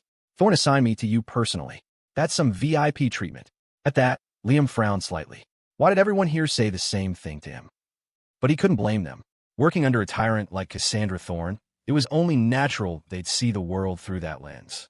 They had no idea that the greatest luxury in life wasn't a fancy car or a cushy job, but the freedom to be yourself. Haley continued, mostly expressing her envy, and Liam quickly lost interest in the conversation. He stared out the window at the passing scenery, though he wasn't really seeing it. "Can you pick me up in a different car tonight?" he asked. "A different car?" Haley glanced at him, surprised. "What's wrong with this one?" It was a top-of-the-line Maybach. If it weren't for Liam, she'd never get to drive something so nice. "It's too flashy," Liam said bluntly. "I'm just a security guard. I don't want to attract attention." Haley looked as if he'd just told the world's biggest joke. She shot a disbelieving look into the rearview mirror, confirming that he was, in fact, wearing a security guard's uniform. Her mouth twitched. She couldn't understand this guy. He was complaining that a Maybach was too conspicuous. But it was a request from her charge, and she didn't want to mess up this new, easy assignment. "All right, I'll ask Ms. Thorne about it," she said. "Thanks," Liam grunted. The rest of the drive was silent. He watched the cityscape blur past, calculating the time. As expected of a driver chosen by the Thornes, Haley drove fast. What should have been an hour-long trip took only 40 minutes. At 8:40 a.m., the car pulled up in front of Zenith Corp. As the cornerstone of the Thorne family empire, Zenith Corp was one of the largest conglomerates in New York City. The entire skyscraper was encased in expensive glass, fronted by a massive courtyard with 2 security booths at the main gate. This, he figured, was his new post. The car stopped at the gate to the main courtyard. A man in a security uniform immediately emerged from one of the booths. "Ms. Lou, what a pleasant surprise." The man greeted her with a wide, deferential smile, bowing slightly toward the driver's seat. Haley rolled down her window. "Morning, Mark," she said cheerfully. She then pointed to the back seat, where Liam was about to get out. "This is the new hire. He's all yours now." Mark Warren's eyes shifted to Liam, and he nodded eagerly. No problem at all. You can count on me." As their conversation ended, Liam stepped out of the car. Through the window, Haley called out 9 p.m. "Tonight, I'll pick you up right here." Then she hit the gas, and the Maybach disappeared in a flash. Hearing this, Mark looked Liam over with new curiosity. "New hire?" "Yeah," Liam nodded. It was his first time working security, but he understood basic social etiquette. This chance to work was precious, and he didn't want to give Cassandra any excuse to fire him. He had to play the game and build the right relationships. He forced a polite smile. "Pleasure to meet you, Mark." "Right," Mark nodded, his mind already putting the pieces together. A company like Zenith Corp didn't just hire any security guard off the street. You had to have some kind of pull. This guy was clearly connected to Haley. "Come on in," he said, leading the way. Liam followed him into the main security office. He sat down and took in his surroundings, his mouth twitching. Leave it to the Thornes. Even the security office at the company entrance was ridiculously luxurious. Air conditioning, hot water, a lounge area. It had everything. There were over a dozen large monitors displaying security feeds from all over the building. This single office was nicer than his entire old startup space. Mark led Liam into his personal office, poured him a cup of hot water, and asked, "So, where'd you graduate from?" "Columbia," Liam answered honestly, accepting the cup with both hands. Mark nodded, impressed. "A high achiever. Columbia's a tough school to get into. You got brains." "Not really. Just got lucky," Liam said with a modest smile. Already figured out Mark was the head of security, so he cut to the chase. "Mark, if you don't mind, I'm ready for my work assignment." "All right," Mark nodded, taking his time. "What did you do before this?" "Nothing much. Started my own business, but it failed. Racked up a lot of debt." Liam spun a plausible lie. This was a fresh start for him. He didn't want to dwell on the past. A flicker of understanding crossed Mark's eyes. So, the kid had no real work experience. He clapped Liam on the shoulder sympathetically. "Don't worry about it. You're young, plenty of time to try again. The pay here is about $5,000 a month. Work hard for a few years, and you'll clear that debt in no time." Then Mark's tone shifted. "But working for a company is different from running your own. You have to be on time. No being late. No leaving early. You can count on me," Liam promised with a smile. "Good." Mark nodded, saying no more. He opened the personnel file and wrote Liam's name down. "Are you Haley's cousin or something?" he asked casually. "No," Liam replied, shaking his head instinctively. "No." Mark's hand paused, a look of surprise on his face. "Then why is she driving you to and from work?" Liam was speechless. After a moment of surprise, Mark's expression changed. A knowing, almost suggestive smile spread across his face. "Oh, I get it. Say no more." He scribbled something next to Liam's name. "Okay, you'll be on patrol duty. 5 rounds a day, checking various spots around the company. The rest of the time is yours to rest. It's an easy gig. He had already finalized the assignment. Liam wanted to explain, but he couldn't come up with a good excuse. He let it go. So what's the patrol schedule? He asked. It's split between morning and afternoon, Mark explained. 2 rounds between 9:30 and 11:30, M. Lunch break is from noon to 2 p.m. Then 3 more rounds anytime between 3 p.m. and 8:30 p.m. He looked at Liam with a fawning expression. This is a prime assignment, you know. It's easy, and with full attendance, you can make $6,500 a month. The cushy job and generous pay made it obvious. Mark was trying to curry favor with Haley. Liam knew it, but with Haley driving him to work every day, any explanation would just make things worse. He decided to just go with the flow. After thanking Mark, Liam picked up his employee ID and headed out to start his shift. Patrol staff had their own dedicated workroom where they could relax at their desks between rounds. Mark insisted on personally escorting Liam to his station. Though Liam felt awkward about it, he didn't argue. The special treatment earned him more than a few strange looks from the other guards. After all, everyone who worked here was an elite in their own right. Take Leo, the guard at the desk next to Liam's. He had a master's degree and was sharp and talented, yet he had to fight tooth and nail just to land a security job at Zenith Corp. It wasn't hiring season, so when a kid in his early 20s suddenly appeared, everyone knew there was more to the story. Liam spent the morning's 2 patrol rounds trailing behind the others. No one spoke to him, but he was happy to be left alone. While the others might have been resentful, they were professionals. They did their jobs, collected their paychecks, and kept their heads down. The initial excitement had worn off, and by the end of the morning, Liam was starving. At 11:30, he ordered food on his phone. He'd already scouted the area. There was a bustling commercial street nearby, so getting food wasn't difficult. At noon, his food arrived. As he was carrying it back to his desk, he saw Leo leaving the workroom with a set of utensils. The company has a cafeteria? Liam asked, surprised. Leo, despite his initial reservations about Liam, was still a colleague. He nodded. There's an employee dining hall in the back building. Oh, okay. Liam nodded. Thanks, I'll check it out tomorrow. He was surprisingly polite. The simple thank you softened Leo's opinion of him. They were all just working stiffs, after all. Why make things hard for each other? Seeing the takeout bag in Liam's hand, Leo offered a piece of advice. The company gave a $300 monthly meal stipend. The cafeteria is cheap. You just need to bring your own utensils. Damn, no wonder this was a top company. Not only was the salary for a security guard over 60 grand a year, but they also had a meal stipend. You wouldn't find benefits like that at many places in the city. Thanks, man. I appreciate it, Liam said sincerely. Leo just nodded and walked away. Alone in the workroom, Liam returned to his desk, opened his food, and started to dig in. He ordered takeout. At her private office villa, Cassandra Thorne was having lunch. She sat on a plush sofa, enjoying an exquisitely prepared meal while video chatting with Evelyn Reed on a large screen. Yes, Ms. Thorne, I don't get it. Our cafeteria has gourmet chefs, and he'd rather order takeout. Evelyn's exasperated face filled the screen. Cassandra leisurely spooned some yogurt into her mouth, a flicker of amusement in her eyes. What did Haley say? Nothing much, just that he wants a different car. He said the Maybach is too conspicuous for work. Evelyn's face was a mask of confusion and complaint. This guy is so demanding. I really don't understand. Too conspicuous? A wicked glint appeared in Cassandra's eyes. Then switch it to the Rolls-Royce. What? Evelyn's complaint died in her throat.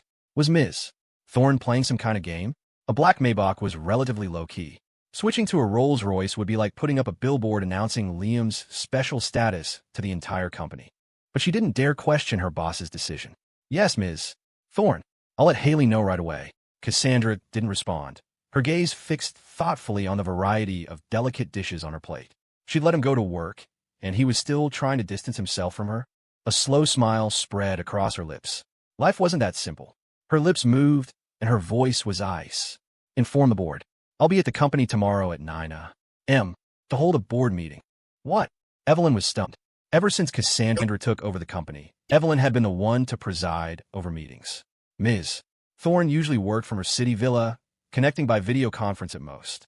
She only visited the company headquarters once every 6 months. It hadn't even been a month since her last visit. Why was she going again? This was highly unusual, but Evelyn knew better than to question it. Yes, Ms. Thorne, I understand.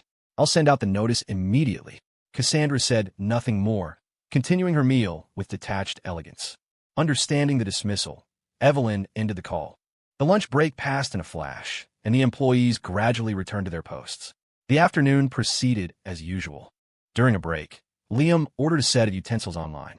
With a company meal stipend, he'd be a fool not to use it. Cassandra hadn't said when this arrangement would end. While her interest in him was fresh and she was providing him with a job, he needed to save every penny. That way, when she inevitably got bored of him, he'd have a cushion to find a new job. That was his plan. Out of his $6,500 month salary, he'd save $5,000. That left $1,500 for expenses. But he didn't have any friends and no social obligations, so his expenses were minimal. He figured he could probably save almost all of it. Suddenly, this life didn't seem so bad.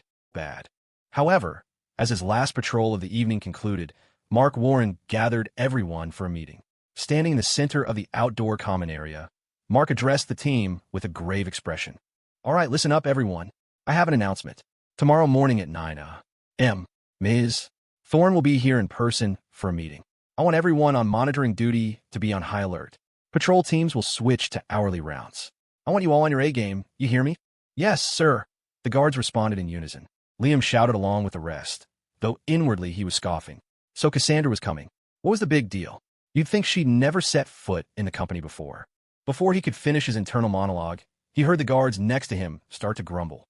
"Damn, didn't Ms. Thorne just visit like 2 weeks ago? Why is she back again? Who knows? When she's here, we can't even slack off for a second. This courtyard is huge. It takes forever to walk a full round.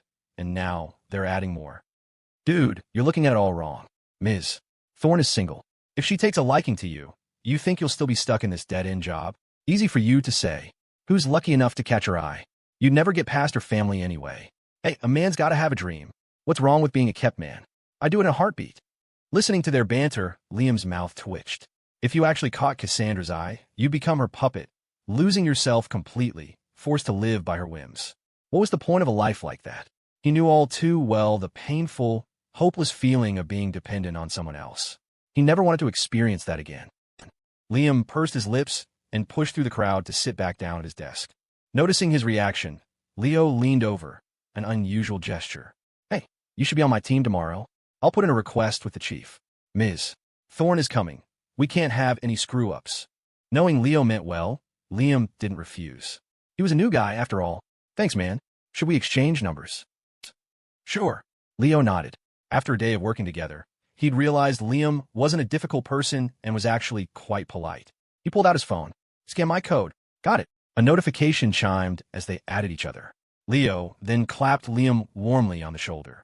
"If you have any questions about work, just ask me." "Will do." "Thanks, Leo." After a bit more small talk, it was time to clock out. At the main gate, seeing Liam standing alone, Leo offered a helpful tip.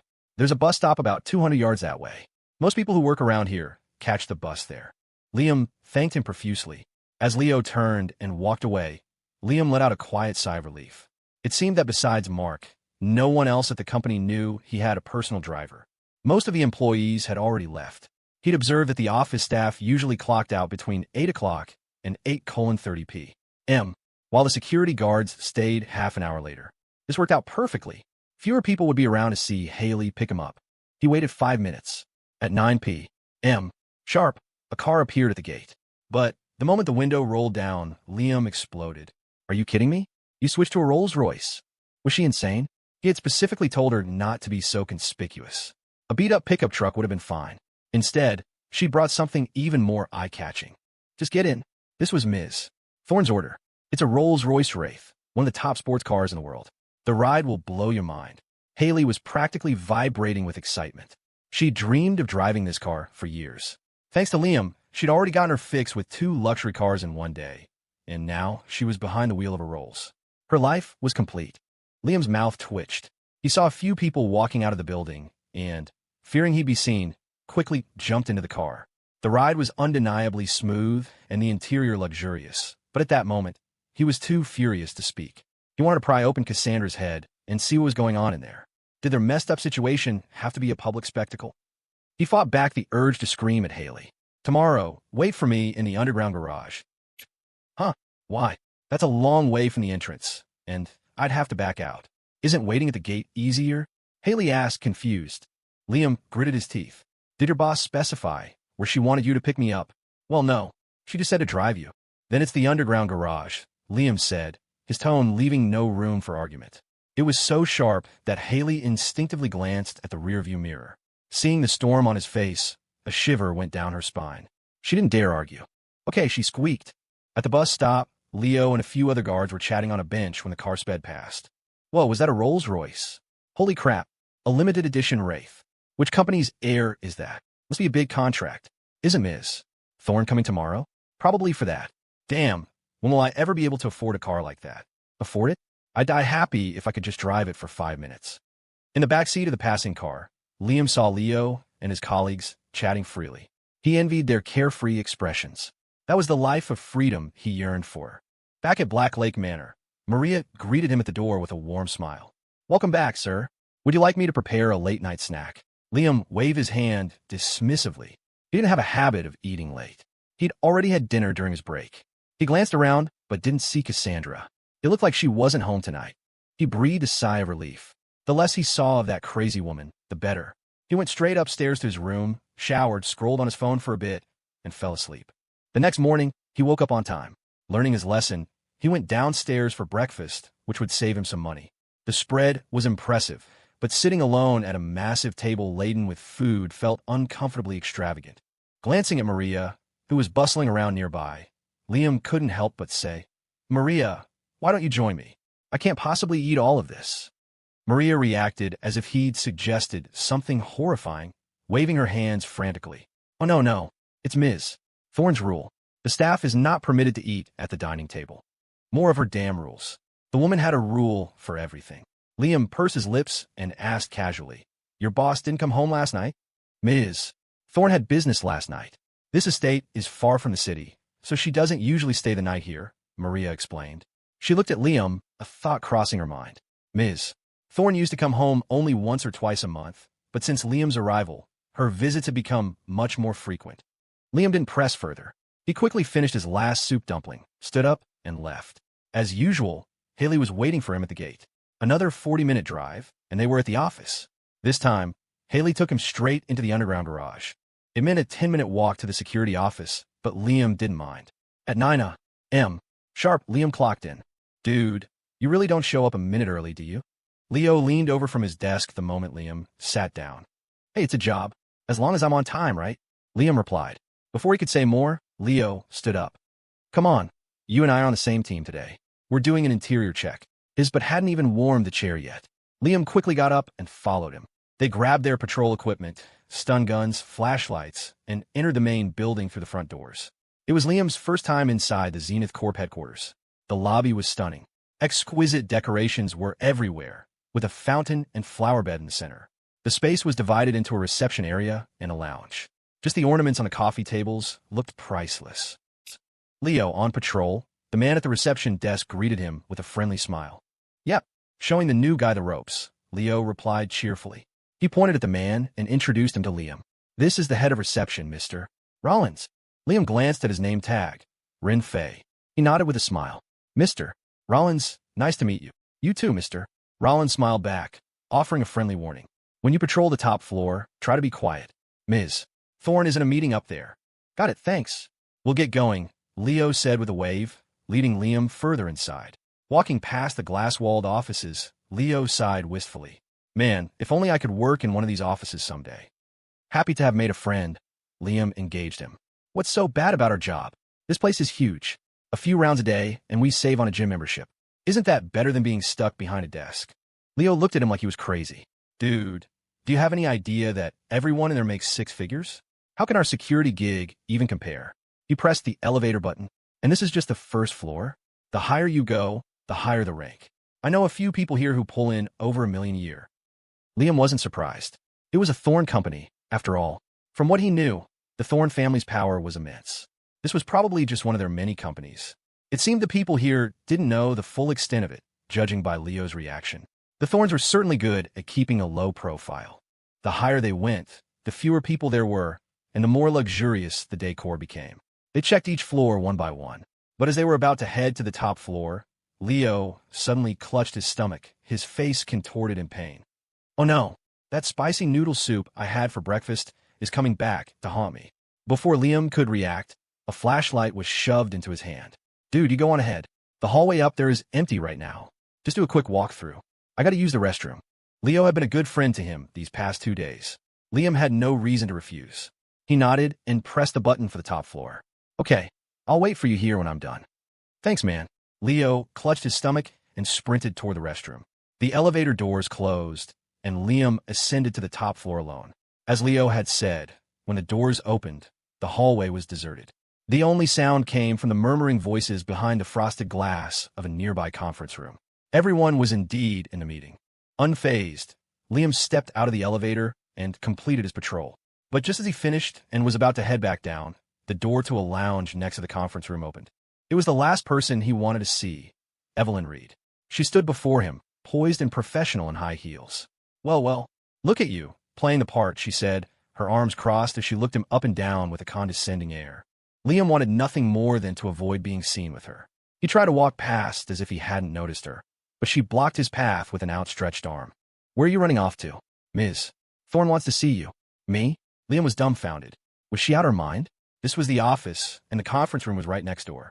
Evelyn tilted her chin up slightly, lowered her arm, and walked toward the lounge, tossing a final command over her shoulder. Go on, big shot security guard. Don't keep Ms. Thorne waiting. Staring at the lounge door, now just a few feet away, Liam clenched his jaw. He steeled himself and walked in. He'd taken no more than 2 steps when that familiar, icy voice came from behind the large desk. Close the door. Liam was more than happy to comply. He quickly shut it.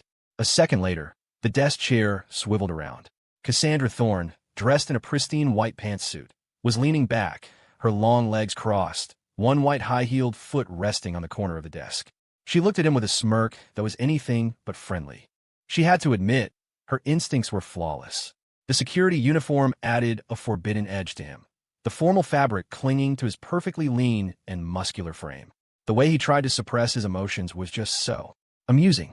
The smile on Cassandra's lips widened, a flicker of something possessive in her phoenix-like eyes. Her intense gaze made the hair on Liam's arm stand up. He pressed his lips together and decided to cut to the chase. What do you want, Miss Thorne? His tone was sharp, laced with a barely concealed resentment. Cassandra's smile didn't falter. She raised a hand, crooking a long, slender index finger. Come here. Liam's grip tightened on his stun gun. He didn't move. If you have something to say, just say it. I have to get back to my patrol. He hoped she'd get the hint. It was work hours, and the boardroom full of executives was right next door, waiting for their CEO to lead the meeting. Surely she couldn't just sit here and coast. Cassandra, unaccustomed to being defied, felt a flash of irritation, but she maintained her patience. As I recall, company policy requires patrol teams to consist of at least 2 people, correct? Liam frowned. She hadn't left the room, and he hadn't seen Evelyn report back to her. So, she knew all along? That seemed unlikely. Leo had said he was going to put in a request, and security assignments were finalized that same day. His gaze fell on the computer monitor on the desk in front of her. She must have seen it on the security feed. Knowing Cassandra's personality, if she decided to make an issue of it, Leo could lose his job. The thought of his new and only friend getting in trouble because of him was unbearable. He clenched his jaw. What do you want? Nothing.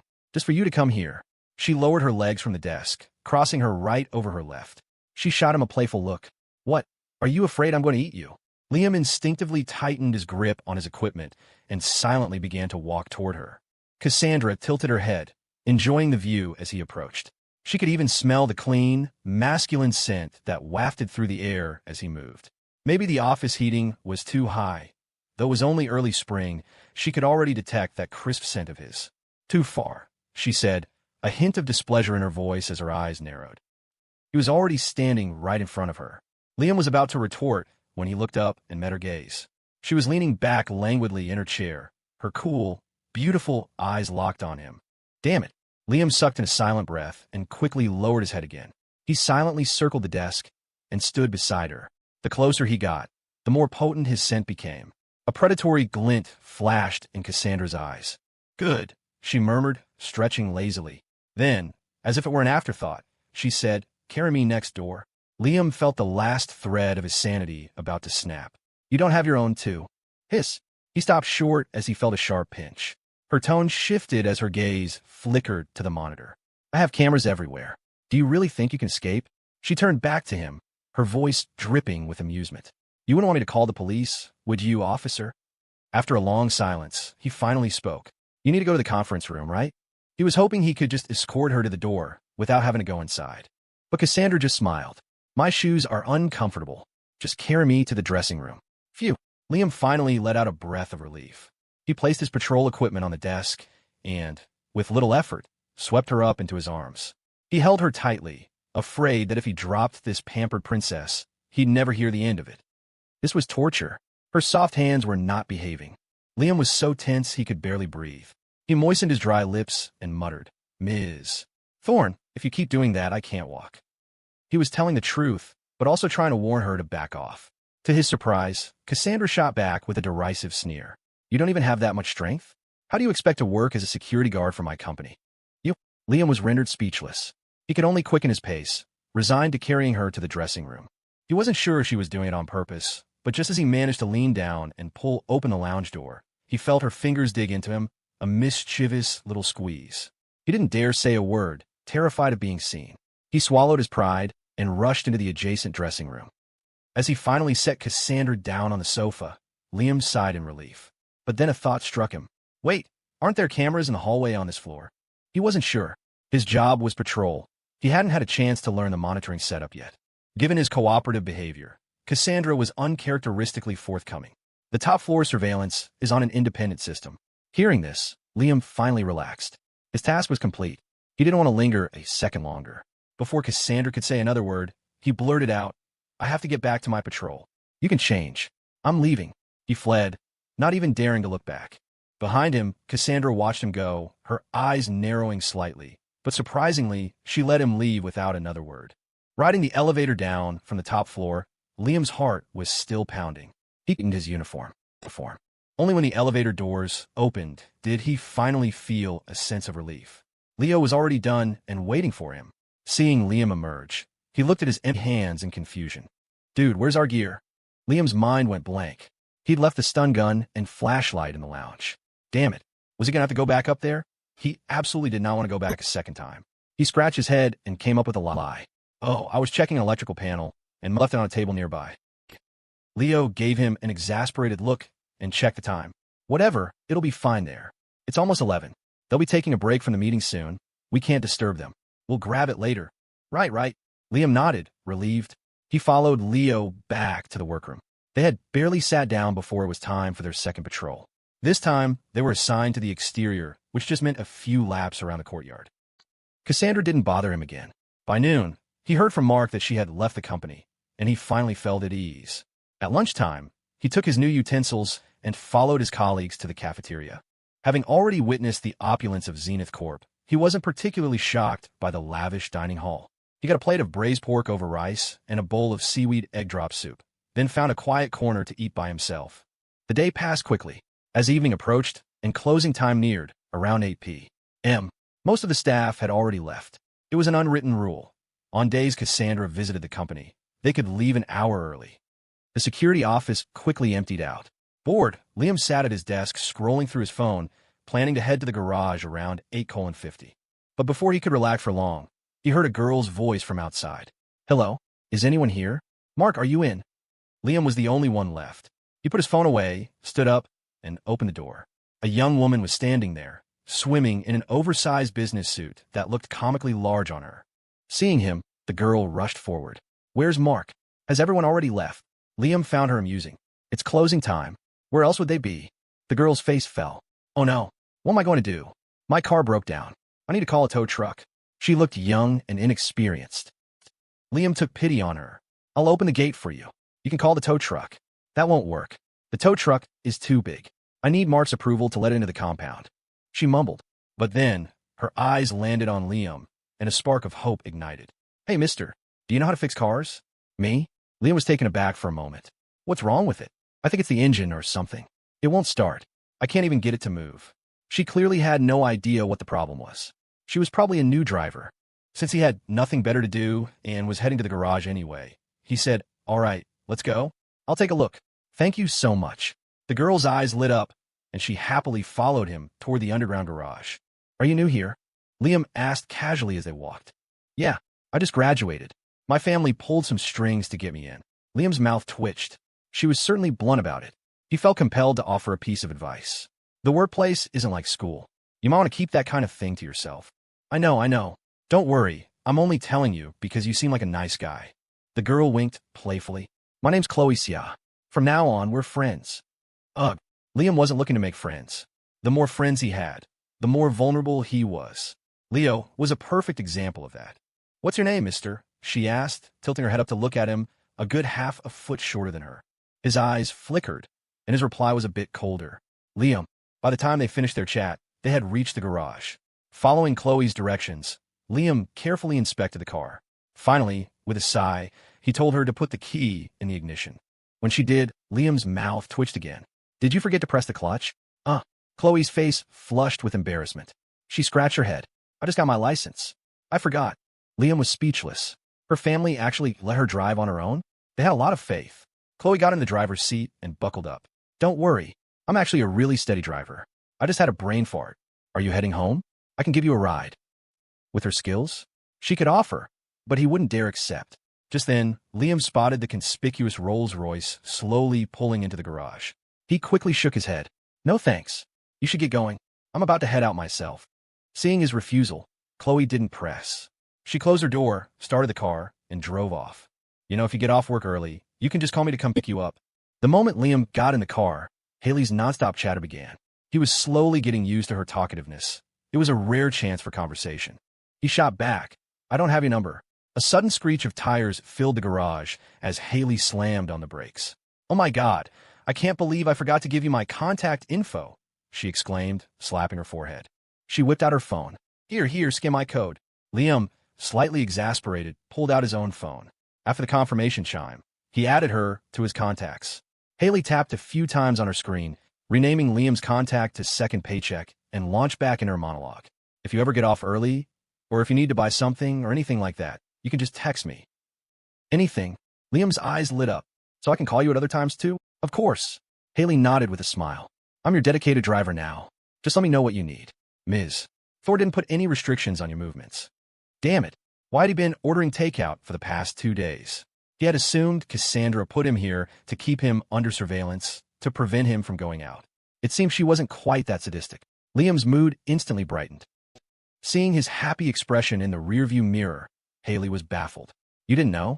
No. Liam nodded, genuinely grateful. Thanks for telling me. Haley felt a sudden urge to smack herself. Why did she have to run her mouth? Now her easy 2-trips-a-day job was about to get a lot more complicated. Adhering to the principle of the more you say, the more you screw up, Haley fell into a rare silence for the rest of the drive. Liam didn't notice. To him, this news was a godsend. His lunch break was long enough for a quick trip into the city. He could even take a day off to go out. Or he could figure out when Cassandra wasn't at the manor and hit up a bar. His future suddenly seemed bright. The freedom he craved was within reach. Liam was so thrilled he couldn't fall asleep until late that night, not even caring whether Cassandra came home or not. He figured it would be bad form to ask for a day off so soon after starting, so he went to work as usual for the next few days. Cassandra didn't show up at the office again. Though Liam tried to keep his distance, Leo's desk was right next to his. After the incident with the patrol, Leo now frequently leaned over chat. Before long, they had struck up a decent friendship. Of course, besides Leo, Liam now had a little sister figure trailing him. Big brother Liam. Big brother Leo. Over here. In the cafeteria, Chloe sat in a corner, waving excitedly at them. Ever since the car incident, she had made a habit of visiting Liam during her breaks to chat. Her internal department was full of backstabbing and office politics, and she often complained about it. Liam was indifferent, treating it as gossip, but Leo, sitting next to him, was always engrossed. Over time, the three of them became a tight-knit group, something like friends in the vast company. Every day at noon, Chloe would bring her lunch over to eat with them. We'll be right there after we get our food. Leo called back, slapping Liam on the shoulder. Come on, bro, let's go eat. Liam nodded slightly, glanced at Chloe, and headed for the food line. He tried to keep a certain distance from both of them. He didn't want any weaknesses. Right now, he could lie flat and play dead, but if he developed attachments, it would be all too easy for Cassandra to manipulate him. Besides, in any workplace, could there truly be real friends? The moment he sat down, Chloe announced excitedly, Are you guys off tomorrow? A day off? Liam was surprised. He hadn't even thought to ask about that. Let's see. The timing should be about right, Leo said, checking his phone. Yep, It's been a full week for me. I get one day off. Chloe's face lit up. She looked at Liam expectantly. What about you, big brother Liam? Before he could finish, Leo cut in. He could take a day off too. It's been a week for him. Great. Chloe was thrilled. Let's go to karaoke tomorrow. I've been in the city for so long and haven't gone out to have fun once. Leo was taken aback. You didn't go to college in New York? No, I went to Boston Business School. My school was super strict and the classes were tough. My mom was afraid I'd fall behind, so she never let me go out. As she spoke, Chloe's voice grew somber, as if touching on a painful memory. Realizing he'd said the wrong thing, Leo quickly stuffed his face with food and mumbled, "All right, then let's go out tonight and have some fun.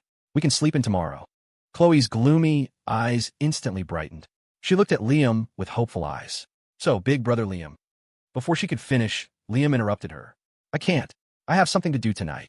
Seeing the disappointment wash over Chloe's cute face, Leo couldn't bear it. He complained, "Come on, man, you can sleep in tomorrow. Why be such a buzzkill?" It wasn't that he was trying to be a buzzkill. He wanted to go. But his every move was being monitored by that psycho. If he actually went out, who knew what consequences would follow? Liam had no choice but to refuse. I really have something to do. It's not convenient. What? You got a date with your girlfriend? Leo teased, a piece of vegetable hanging from his mouth. Across the table, Chloe suddenly tensed up, watching Liam carefully. No. Liam shook his head, his expression darkening. True. I've never seen you talking to anyone. Leo muttered to himself, then slapped Liam on the back. Don't tell me your parents still don't let you go out at night. Seeing Liam's silence, Leo threw an arm around his shoulders. Come on, bro, how old are you? You still let your family control you like that? We're adults. What's wrong with going out for a bit of fun? Who's going to stop you? Liam's eyes flashed. Leo had a point. Ever since meeting Cassandra and going through all that, he developed a kind of trauma response, an excessive fear of her. He was working now. He was still under her surveillance, but he was a living, breathing person. Was he supposed to live in her shadow forever? No. This was exactly the kind of freedom he wanted. With that one sentence, something in Liam clicked. He nodded, changing his mind. All right. Before the other two could celebrate, Liam quickly added, You guys go ahead first tonight. I have to take care of something. I'll meet you at the karaoke bar. They were just happy he'd agreed, so they had no objections. Leo immediately declared he would catch a ride with Chloe, and Chloe readily agreed. Liam's mouth twitched. He buried his head in his food, mentally plotting how to break the news to Haley. Night came quickly.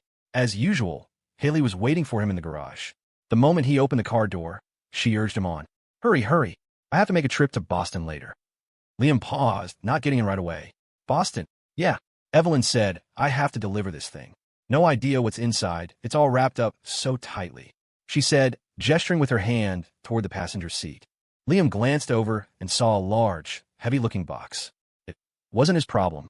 He said bluntly, Then you should head to Boston first. You can pick me up when you get back. What? Haley was shocked. No way. My orders are to take you back to the manor. The orders are to take me back, but they don't specify what time, Liam said, his bluffing skills now well-honed.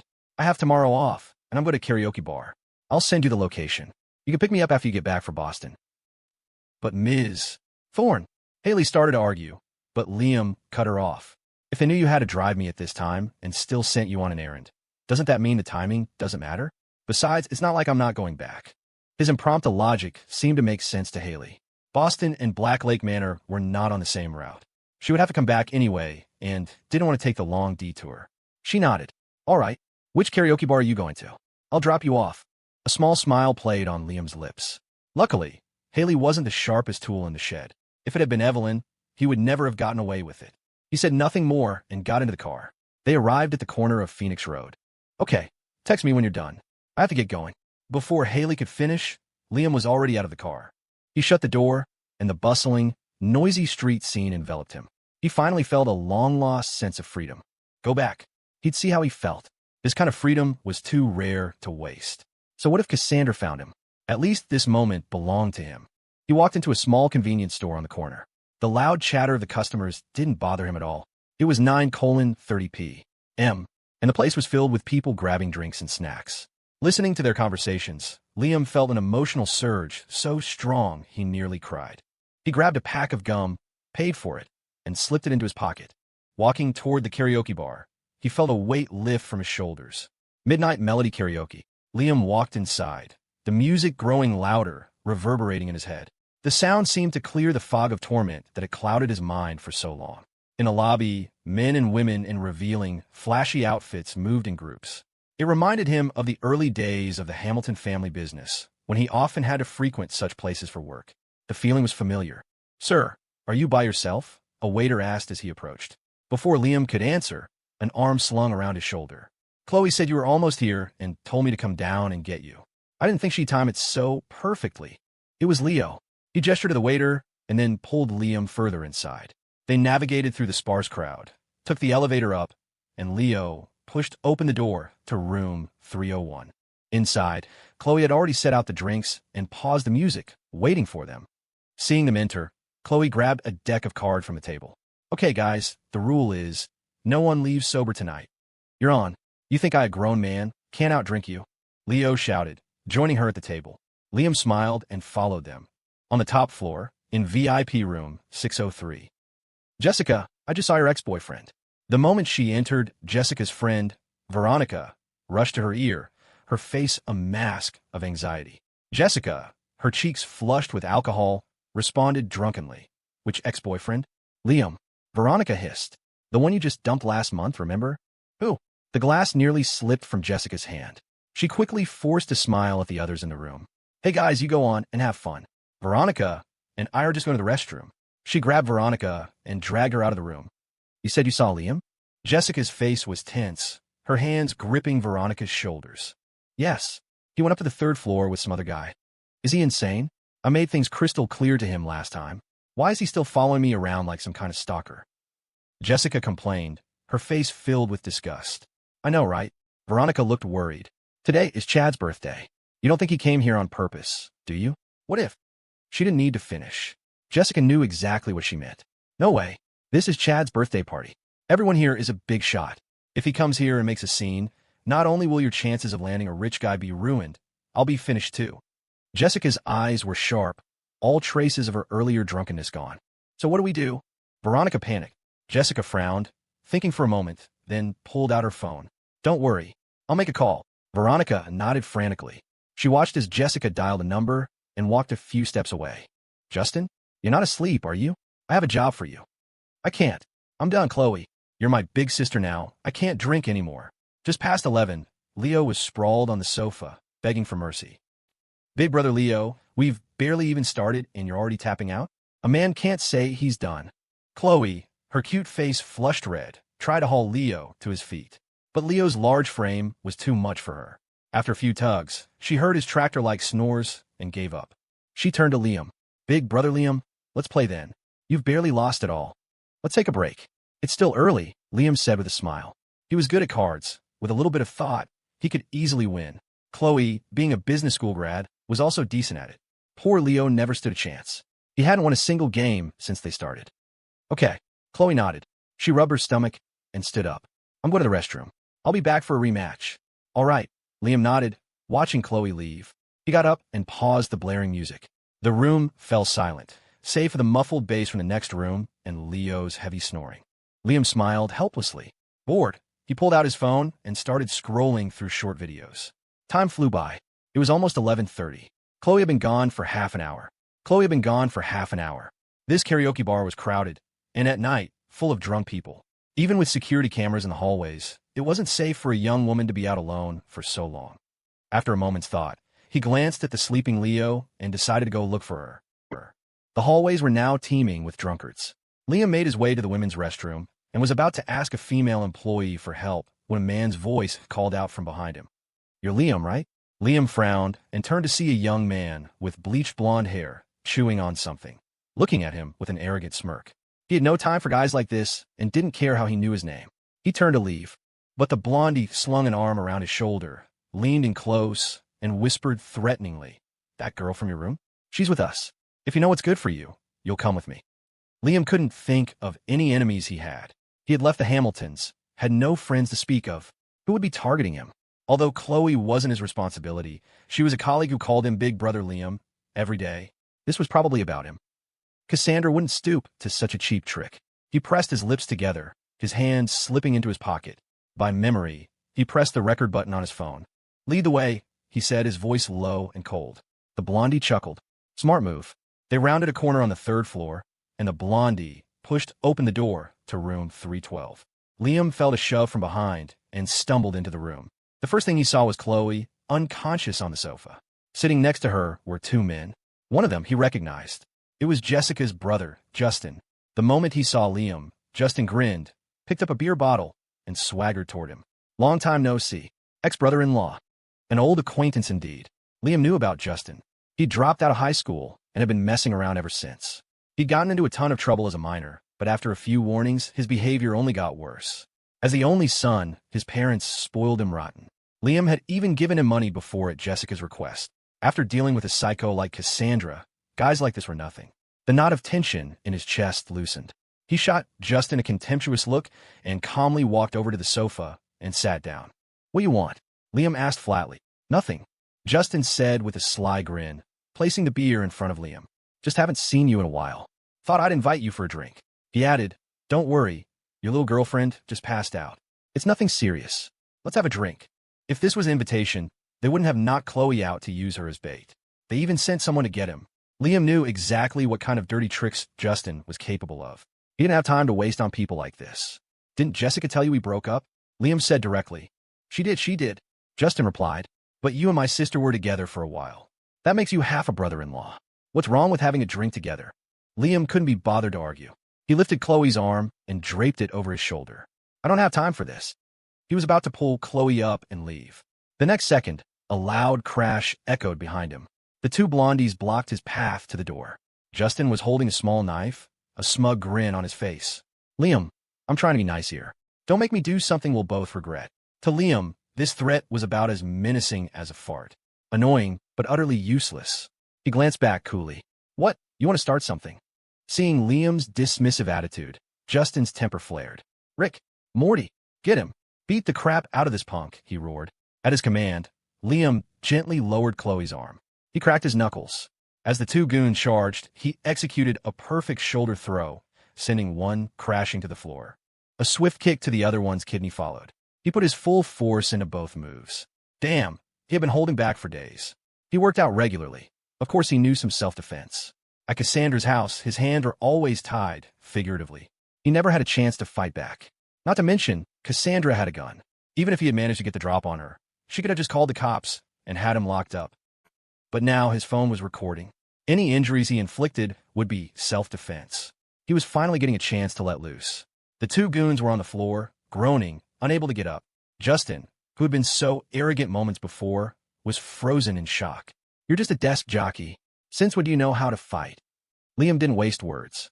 He walked up to Justin and delivered a resounding slap across his face. The sharp crack echoed in the room, and Justin saw stars. "There's a lot you don't know about me," Liam said, rubbing his palm.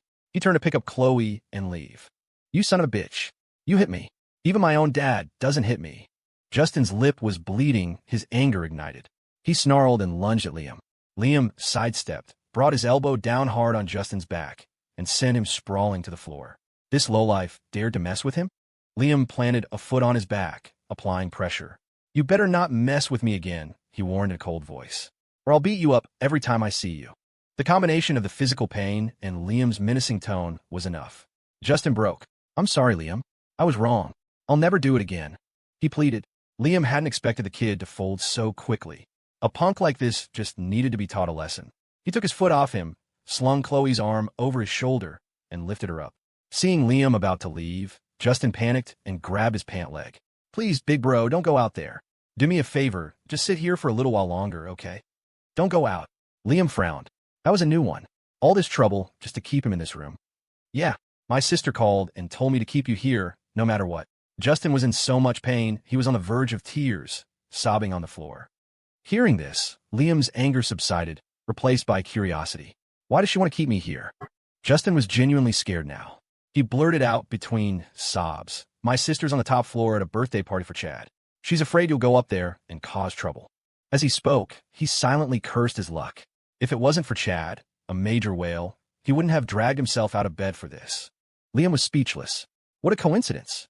He just wanted to have a night out on his day off, and Jessica happened to be here too.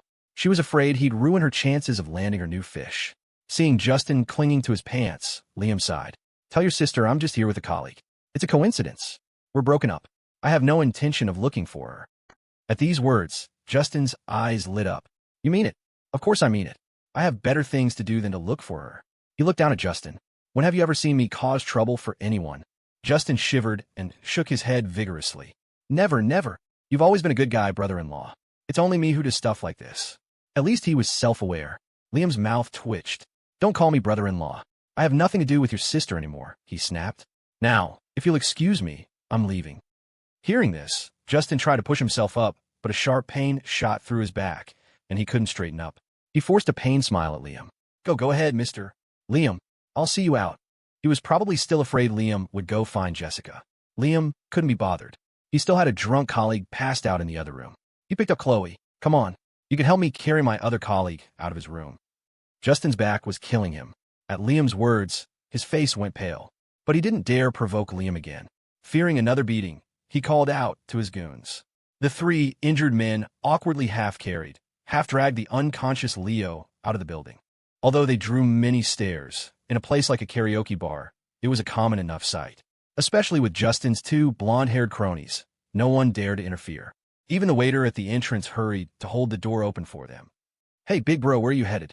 I can give you guys a ride, Justin offered, sticking close to Liam. Liam knew what he was up to and didn't bother engaging. No need. I have a car coming. While they were carrying Leo, he had already contacted Haley. She was waiting outside. Okay. Then I'll walk you to your car, Justin said, trailing behind. The next second, he saw Liam walk toward the most conspicuous car at the entrance. A Rolls-Royce. Whoa, a Rolls-Royce? Wait, that looked like a global limited edition. No way. Didn't his sister say Liam had been kicked out by the Hamiltons? Justin's jaw dropped as he watched the Rolls-Royce's window roll down. A professionally dressed female driver sat inside, waving at Liam. Mr. Liam, this is... Haley's eyes widened as she took in the bizarre entourage following Liam and the girl he was carrying in his arms. Liam motioned for her to open the back door. He carefully placed Chloe inside and explained quietly, colleagues. They drank too much. Just giving them a ride. Haley's eyes flickered, but she just nodded. All right. After all, Liam had saved her a lot of driving today. Helping him out was no big deal. Besides, Ms. Thorne had specified no restrictions on his movements, as long as Haley knew about them. The two blondies had never seen such a luxurious car. The driver's professional uniform alone was intimidating. They stood by the car, holding Leo too afraid to move. Liam clicked his tongue. What are you waiting for? Get him in. The two finally snapped out of it and scrambled to get Leo into the car. All right, you follow me far enough. Go back to your party, Liam said, glancing at the dumbfounded Justin. He opened the passenger door and got in. The car started, its powerful engine roaring to life. Justin was completely stunned. Damn, a Rolls-Royce. And with such a professional driver. She even called Liam Mr. Liam, wasn't he supposed to have been cast out by the Hamiltons? Justin replayed his past encounters with Liam. Even when he was with the Hamiltons, he had never seen them with such an expensive car. Luxury cars were common in the city, but a limited edition sports car like this was on another level. Could it be? Did his ex-brother-in-law have another source of wealth? Justin's eyes lit up. This guy was way richer than Chad. He rushed back into the karaoke bar and dialed Jessica's number. A short while later, Jessica appeared in room 312. Justin, is he really gone? She asked, surveying the empty room. He is. Justin nodded, quickly closing the door behind him. He grabbed his sister's arm. Sis, let me tell you, not only did he leave, he left in a Rolls-Royce. What? Jessica froze, the shock wiping the drunken flush from her face. A global limited edition Rolls-Royce, with a super professional driver. Justin was practically bouncing with excitement. He hugged his sister's arm, his smile sycophantic. Sis, I'm telling you, Liam must have another business. How else could he afford a top-tier sports car like that? Jessica's eyelids twitched. She knew there were many rich people in New York. She had seen her fair share when she was with Liam, but she had never heard of a car this expensive. Chad was richer than the Hamiltons, but he usually just drove a G-Wagon. Among the young and rich, the car was a status symbol. A Rolls-Royce. A global limited edition. The price tag must be in the millions. Liam was kicked out by the Hamiltons. How is this possible? Justin, are you sure you saw it clearly? Jessica asked, her voice filled with a desperate uncertainty. I'm positive. I even helped open the car door. Justin's eyes shone. He puffed out his chest. And I heard the driver call him Mr. Liam, think about it, sis. If it wasn't his own car, would she talk to him like that? The music in the private karaoke room was deafening, but for Jessica, The alcohol haze had been blasted away, replaced by a clarity that was anything but welcome. This wasn't a happy surprise. It was a gut punch of pure, unadulterated fury. Liam had his own business? He was that rich? Why hadn't he ever said anything? If he had, she never would have said what she did. Seeing Jessica's stunned silence, her brother Justin got anxious. He tugged at her arm. Jess, you have to get him back. Mom and Dad said my down payment for a house is all on you. You can't let a golden goose like this get away. His words made her face drain of color. Justin had no idea. He didn't know the vile, cutting thing she had said. How could he possibly go back now? Did you tell him it was my idea for you to stop him? She asked, her voice a dry rasp. Justin froze, then gave a slow, guilty nod. Jessica swayed on her feet, so furious she thought she might pass out. Her useless brother couldn't even handle one simple task. What was she supposed to do now? Justin seemed to realize his mistake, but a second later, his optimism returned. It's fine, sis. Liam's always been wrapped around your finger. If you just go back to him, I bet he'll treat you just like he always has. How could he? Jessica sank onto the sofa, her face pale. Why not? Justin pressed. Have you forgotten how good he was to you? He was so in love with you. I'm sure if you just explain everything, he'll understand. He leaned in, his voice insistent. Besides, you guys were together for 3 years. 3 years. At his words, memories of her time with Liam flooded her mind. He really had been good to her. He remembered her cycle, bought her little gifts for no reason, and would rush back from 1,000 miles away for their anniversary. On other special occasions, he'd find new ways to spoil her, buying her anything and everything she wanted. The memories played like a film reel in her mind. Honestly, of all the guys who chased her, plenty were more impressive on paper, but Liam was the one she had been most reluctant to lose. He was just too good at it, too attentive. And they did have a 3-year foundation. These past few days without a single message from him. She wasn't used to it. If she went back to him now, told him she would marry him, that she had fallen in love with him, he would probably forgive her, right? After all, it was just a momentary lapse in judgment. Who doesn't make mistakes? Besides, it's not like she actually slept with Chad. Her alcohol-numbed brain, now jolted awake, raced to piece together a plan. She had it all figured out. Under Justin's hopeful gaze, she pulled out her phone, opened her message thread with Liam, and typed out a text. Liam, I asked my brother to stop you today because I wanted to see you. He misunderstood what I meant and said the wrong thing. Do you have time? Can we meet up soon? She was about to hit send but felt something was missing. She thought for a second, then added a sentence to the end. Honestly, I regretted what I said the moment the words left my mouth. It's not what you think. I miss you. There. Perfect. Jessica's thumb hovered over the send button, her whole body trembling with a mix of nerves and anticipation. The thought of herself sliding into the seat of that limited edition Rolls-Royce tomorrow sent a jolt of excitement through her. She took a deep breath and pressed send. Message failed to send. You're not on this person's contact list. The glaring red exclamation mark burned on her screen. Jessica's eyes went wide. He deleted her? Justin, catching a glimpse of her phone out of the corner of his eye, panicked. Sis, what did you do? Why did Liam delete you? How should I know? Jessica shrieked, all composure gone. She was frantic. In the past, no matter how big their fights were, she was always the one who deleted him. And it would never be long before he was sending a new friend request, calling her phone over and over until he had coaxed her back. He had never once lost his temper with her, let alone deleted her.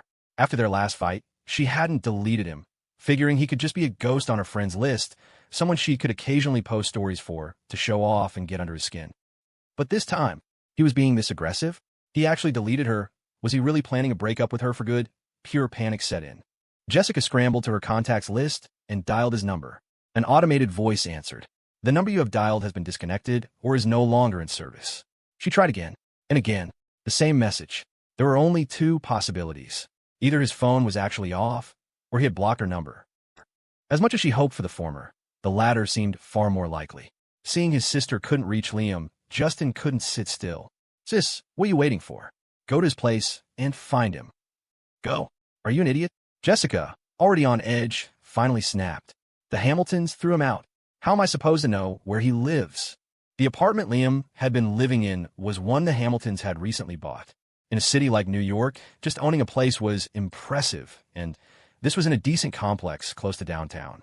She had considered giving up her own rental to move in with him, but Liam had told her the apartment wasn't in his name. He was just staying there temporarily. At the time, Chad was pursuing her hard, and she wanted to keep some private space for herself, so she kept her lease, just visiting Liam frequently. Now, it was obvious he wouldn't be living there anymore. His number was blocked, his contact was deleted, and she didn't even know who his friends were. She had no way to reach him. You're so stupid. You didn't even get another way to contact him. Fuming, she rounded on her brother. Justin, stunned by the verbal assault and still aching from his earlier scuffle, looked like he was about to cry. You never told me to ask. Seeing her brother's tears, Jessica sighed, a pang of pity cutting through her anger. Forget it, forget it. New York is only so big. I refuse to believe I can't find him. An idea struck her. Justin, she said, go downstairs and ask the front desk. They must have registered an ID or something to open the karaoke room. See whose name it's under. Good idea. I'll go right now. Justin's eyes lit up. Ignoring his own aches and pains, he rallied his buddies and rushed out of the room. Alone in the booth, Jessica opened her feed to look at Liam's profile. It was blank. For the first time, she couldn't see his posts. A sudden, sharp panic seized her, leaving her disoriented. She tapped on his profile picture, her eyes fixed on the Add Friend button. She hesitated for a long time before finally, desperately, pressing her thumb down on the screen. Not knowing where Leo lived and with him passed out cold, Liam had Haley drive him straight to the Zenith Court building. After settling Leo in the break room of the main security office and covering him with a blanket, Liam returned to the car. Sir, what about her? Haley asked, glancing into the rearview mirror. Liam looked at Chloe Xia, whose breathing was steady. She was fast asleep. Find a hotel, he said with a sigh. She's a young woman. It wouldn't be right to leave her in the security office. That one sentence alone earned Haley's respect. It was a gentlemanly thought. After spending the last few days together, Haley had gotten used to her casual banter with Liam. As she drove, she said, No wonder, Ms. Thorne has taken an interest in you. You're a pretty decent guy. Praising him was one thing, but bringing Cassandra into it? Liam's brow furrowed in displeasure. Tonight's events had unleashed something in him, hardening his resolve to escape. Without Cassandra's chains, he could do whatever he wanted. Life would be incredible. The thought lifted his spirits, and he found himself uncharacteristically making conversation with Haley. How long have you worked for the Thorns? Haley was an open book. Not that long, really. The Thorns sponsored my education when I was a kid. After I graduated from my studies in the UK, I came to work for them. The Thorns had a sponsorship program? Liam frowned slightly. Of course. A family that powerful would think long-term, cultivating loyalty in their inner circle from a young age. Oh, he said. Where did you go to university? Oxford, Haley replied casually. I told Ms. Thorne at the time that the tuition was too high and I felt bad, but she just told me to focus on my studies and not worry about the money. She glanced at him, a smile in her voice. See, my boss is a really good person. If it weren't so dark in the car, Haley would have seen the word yeah, right written all over Liam's face. A good person? Good my ass. He didn't bother arguing. Did you ever think about striking out on your own? And do what? Ms. Thorne practically runs half of New York City. Besides, she added, I make 20 grand a month, and that's not even counting bonuses. I just drive a car, and the rest of the time is my own. Where am I going to find a better job than this? Liam fell silent. She had a point. Forget New York. Even in a small town, plenty of people were struggling to find work. While they talked, Haley had already driven to the Grand Astoria, the closest luxury hotel to the office. She pulled up to the entrance, got out, and opened the door for Liam. He carefully lifted the sleeping Chloe and followed Haley inside. The moment they entered, a bellhop rushed over. Ms. Lou, good evening. Liam's mouth twitched. It seemed everyone in the neighborhood knew Haley. He subtly took a step away from her. Haley gave a slight nod. An employee from the company, she said, gesturing to Chloe. She had a bit too much to drink. A king room, please. The bellhop immediately went to get a key card. Liam breathed a sigh of relief. As expected of someone from the Thorne family, efficient and professional. He couldn't find a single fault in how she handled it. The key card was ready in minutes. Haley took it and led the way, opening the room and gesturing for Liam to go inside. He nodded, carried Chloe in, and gently placed her on the bed, pulling the covers over her before they left. It was nearly 1 a.m. by the time they approached Black Lake Manor. Haley, who had been holding her tongue the whole way, finally couldn't resist. Sir, can I ask you a favor? What is it? You have a day off tomorrow, right? If you're going out, could you maybe not leave in the morning? Even in the darkness of the car, Liam could hear the pleading in her voice. He knew she'd been driving all day and needed to catch up on sleep. He nodded. No problem. Thank you so much. Haley exclaimed, flooring the accelerator. The car shot forward, and in less than 3 minutes, they were at the main gate of the estate. As they drove through the gardens, Liam saw lights flickering in the distant villa. A knot formed in his stomach. Why are the lights still on? He asked, the unspoken question being, is Cassandra back? Haley, however, seemed unfazed. The main lights are on 24/7. Only the bedroom lights are turned off. As she spoke, the car drew closer to the villa. Liam could see that the windows on the upper floor were, in fact, dark. He finally relaxed. Haley dropped him at the front door and drove off. Inside the villa, Maria, wrapped in a heavy coat, approached him, her eyes heavy with sleep. Sir, you're back so late. Liam was genuinely touched that she had waited up for him. Maria, why are you still awake? You don't have to wait for me. Ms. Thorne's orders, Maria said, stifling a yawn with a smile. Splat. The warmth that had just filled Liam's heart instantly evaporated. Maria rubbed her hands together, her breath fogging in the cool air. Sir, shall I prepare a late-night snack for you? The last thing Liam wanted was to put her to more trouble. He shook his head. No, Maria, please, go get some rest. I ate before I came back. I'm just going to wash up and go to sleep. Very well. Maria nodded gratefully, watched him head up the stairs, and then went to her own quarters. Liam ascended the long, curving staircase to the second floor. But when he pushed open the door to his room, he froze. There, lounging on the sofa behind the coffee table, was Cassandra Thorne. She was dressed in a white silk nightgown, an old, heavy-looking English novel resting on her lap. Her long, pale legs were crossed elegantly as she coolly turned a page. The warm, yellow lamplight cast a glow around her, making her look like a goddess, holy, noble, and terrifying. The serene, yet horrifying, scene sent a shiver down Liam's spine. You're back. Her icy voice echoed softly in the bedroom, making Liam flinch.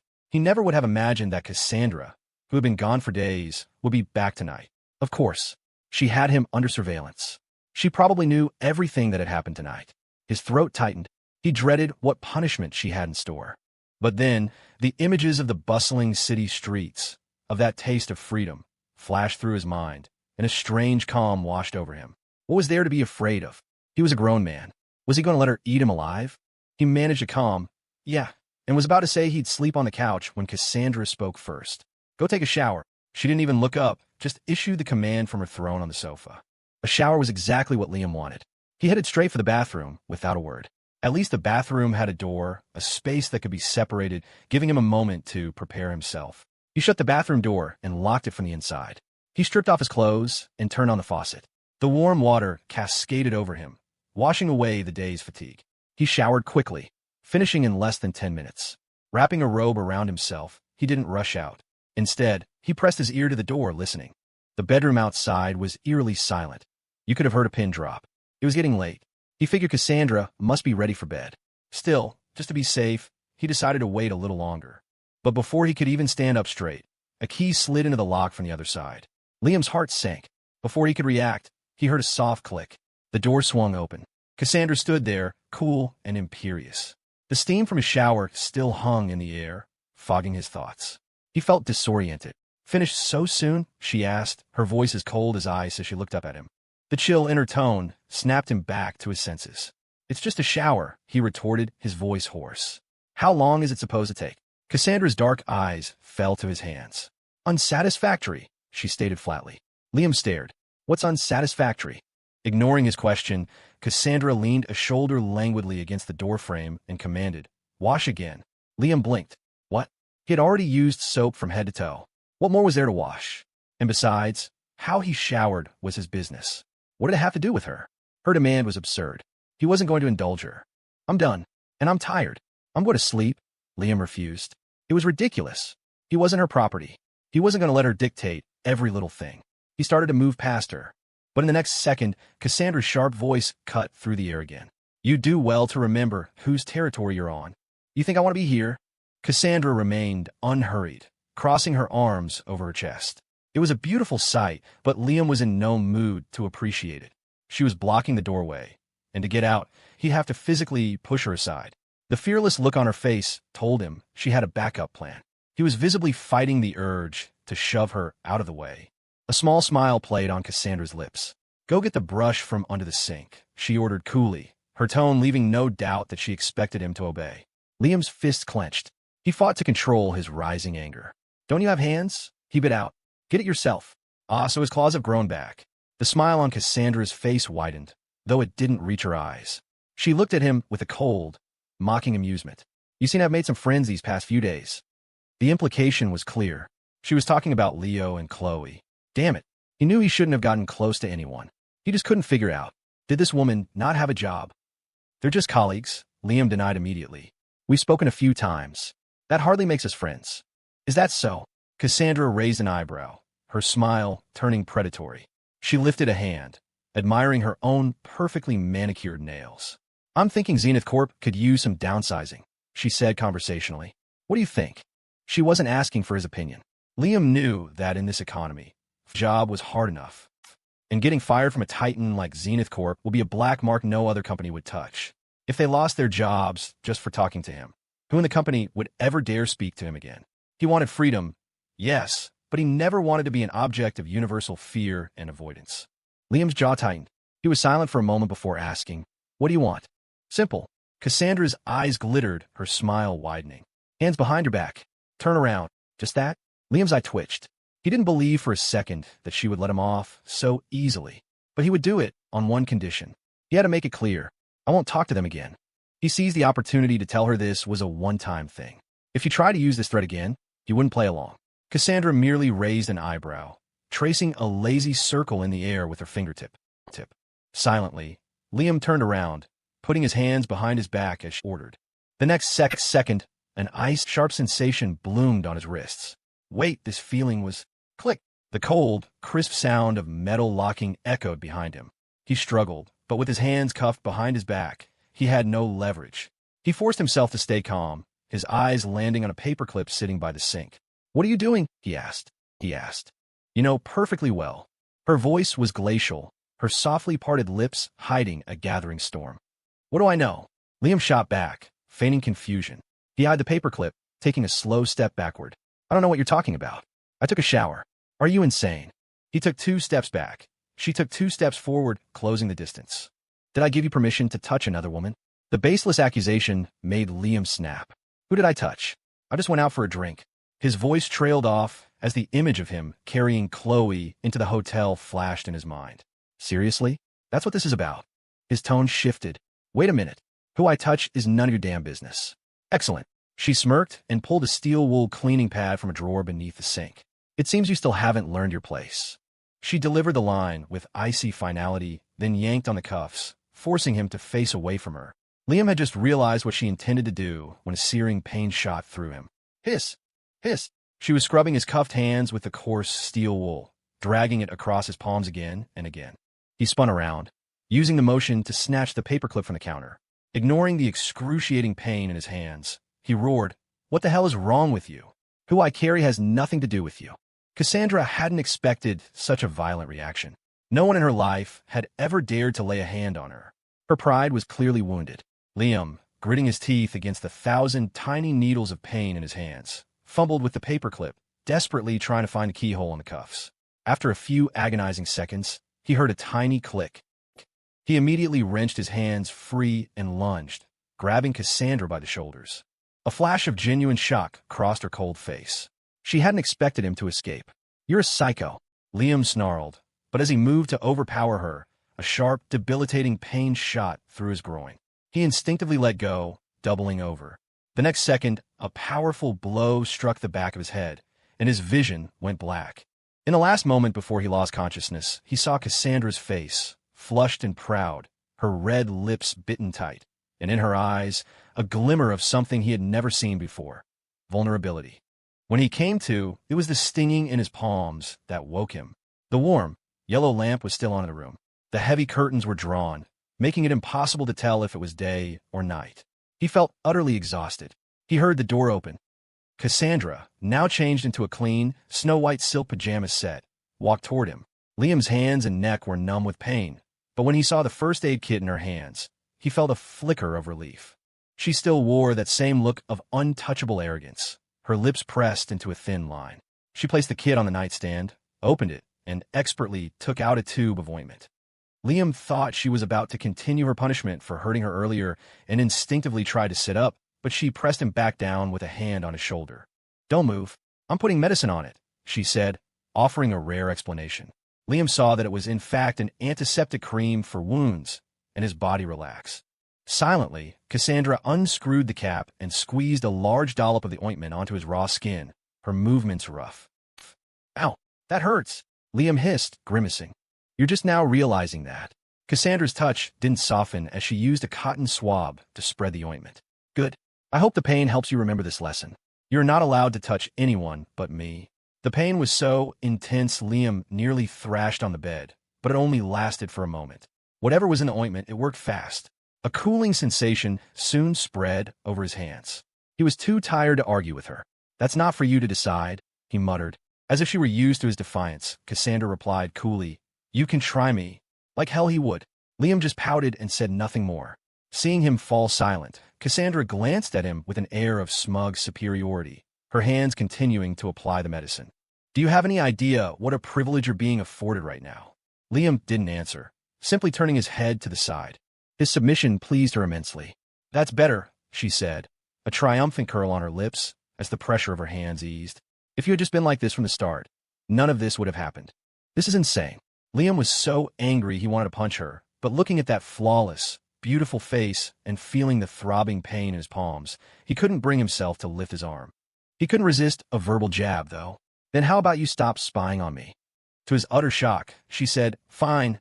Liam's exhaustion vanished, replaced by a surge of pure elation. His eyes lit up as he looked at her, but a second later, the light dimmed. "TCH, you're just messing with me again, aren't you? You can stop with the jokes. It's a waste of time."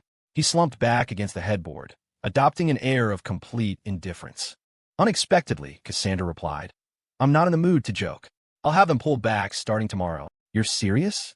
Liam shot up, his voice filled with a desperate need for confirmation. Cassandra didn't answer, instead gracefully packing up the first aid kit. Since she'd said it, it had to be true. A wave of exhilaration washed over Liam. The excitement was a better painkiller than any medicine. His body didn't even hurt anymore. After closing the kit, Cassandra left the room. He had half expected her to sleep here. Liam let out a breath of relief. He looked down at his bandaged hands and smirked. She had clearly never bandaged anyone before. Her technique was terrible, but the thought of her promise to call off her watchdogs filled him with an indescribable sense of freedom. The room returned to its quiet stillness, and a wave of drowsiness washed over him. His eyelids grew heavy. With some effort, he managed to slide under the covers and, within moments, fell fast asleep. Meanwhile, in her own room, Cassandra sat on the sofa, her eyes half closed, replaying the scene in the bathroom. It was a feeling she had never experienced before. He was like a time bomb, constantly keeping her on edge. She didn't know where she'd found the patience to go and tend to his wounds herself. This man was too special. In just a few days, he had given her an experience unlike any other. She found herself looking forward to whatever unpredictable thing Liam would do next. Liam had the best sleep he'd had in a long time. When he woke up, the warm, yellow light was still on, the curtains were still drawn, and the room was dim and quiet. He fumbled for his phone on the nightstand. The pain in his hands had subsided. He glanced at the time. It was already past 2 in the afternoon. He had truly slept his fill. He noticed a notification for a blocked message and tapped on it. It was from Jessica. "Liam, what happened with my brother was a misunderstanding. Can you let me explain? You blocked me, and I can't add you back or call you. Liam, can you please add me? I miss you." Liam's lips twitched as he read the last part. Where did she get the nerve? She had practically spat those venomous words in his face, and now she wanted to explain? Explain that while they were dating, she was also stringing along some other guy? If he hadn't been kicked out by the Hamiltons, he'd probably still be in the dark, wearing the world's biggest pair of horns. Her audacity was truly something else. An image of her face flashed in his mind, and he felt nothing, not even disgust. He just wondered what he ever saw in her, how he could have been her devoted doormat for so long. He didn't bother replying. It was in his block list, out of sight, out of mind. He didn't linger in bed. He got up, washed his face, and went downstairs. In the living room, Maria was waiting for him with a smile. "Sir, are you ready for your meal?" "Yes, thank you, Maria." Liam nodded, not standing on ceremony.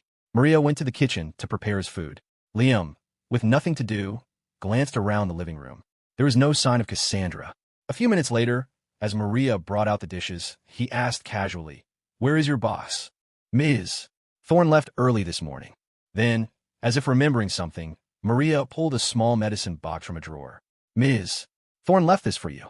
Your anti-inflammatory medication for today. So, she remembered. Liam nodded slightly and took the box. He was surprised that after their late-night ordeal, Cassandra hadn't slept in. He picked up his chopsticks and started eating.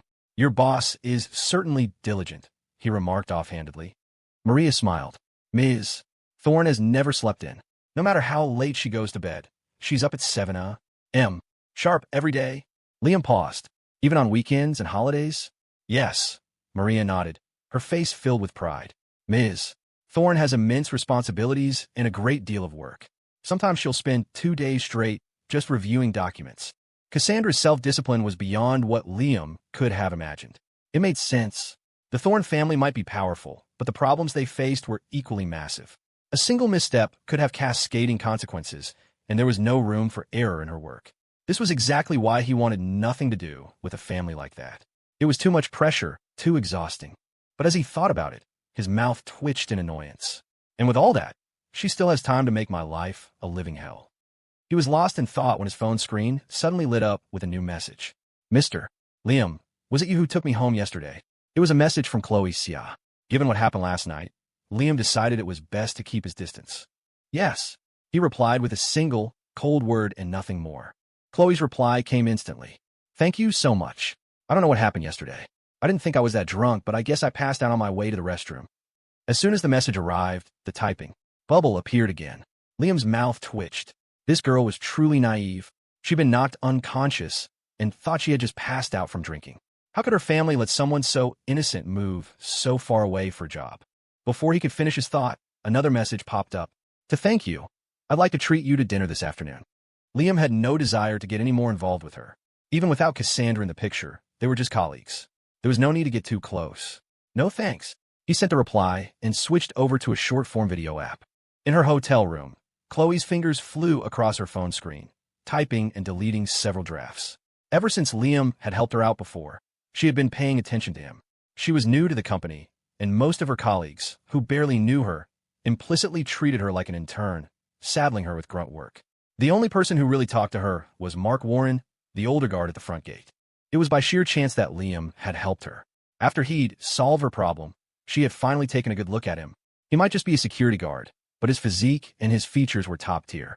Standing in a crowd, he naturally drew the eye, a fact made even more obvious when he stood next to the slightly pudgy Leo. He looked like a leading man from a movie, cool, with chiseled features. His thin lips, often pressed into a firm line, combined with the high-collared sweaters he wore, gave him a formidable, almost untouchable aura. Over the past few days, she'd found Leo to be straightforward and friendly, but Liam always maintained a distant, unapproachable air. It was precisely this quality that made her find him so special, and her gaze often drifted toward him. He would just stand there, a cold expression on his face, as if nothing in the world could touch him. Faced with this perpetually low-pressure field of a man, Chloe didn't know what was wrong with her, but she was filled with a strange desire to see him smile. He's so handsome, she thought. He must look amazing when he smiles. She didn't know why, but sometimes, when she looked at his face for too long, she felt a sense of strange, comforting familiarity. Staring at Liam's terse reply, Chloe's hand trembled. Just as she was about to type another message, a call came through from her mother. She quickly answered. Chloe, honey, how's work? Are you settling in okay? Her mother, Carol Xia, asked from the other end. Work is great, Mom. You don't have to worry about me. Your daughter is very capable. Chloe chirped. Carol chuckled warmly. That's good, that's good. I was worried you wouldn't be used to being alone in the city. Do you have enough money? If not, just tell me. I'm working at your grandpa's factory now. I can make a little extra. I have enough. I have enough, Chloe insisted, then added with a pout. Mom, you're not fully recovered yet. Why are you working? I told you I could support you once I get my first real paycheck. Oh, sweetie, I'm a grown woman. I can't have you paying for me. Besides, it's just the two of us now, not counting your grandparents.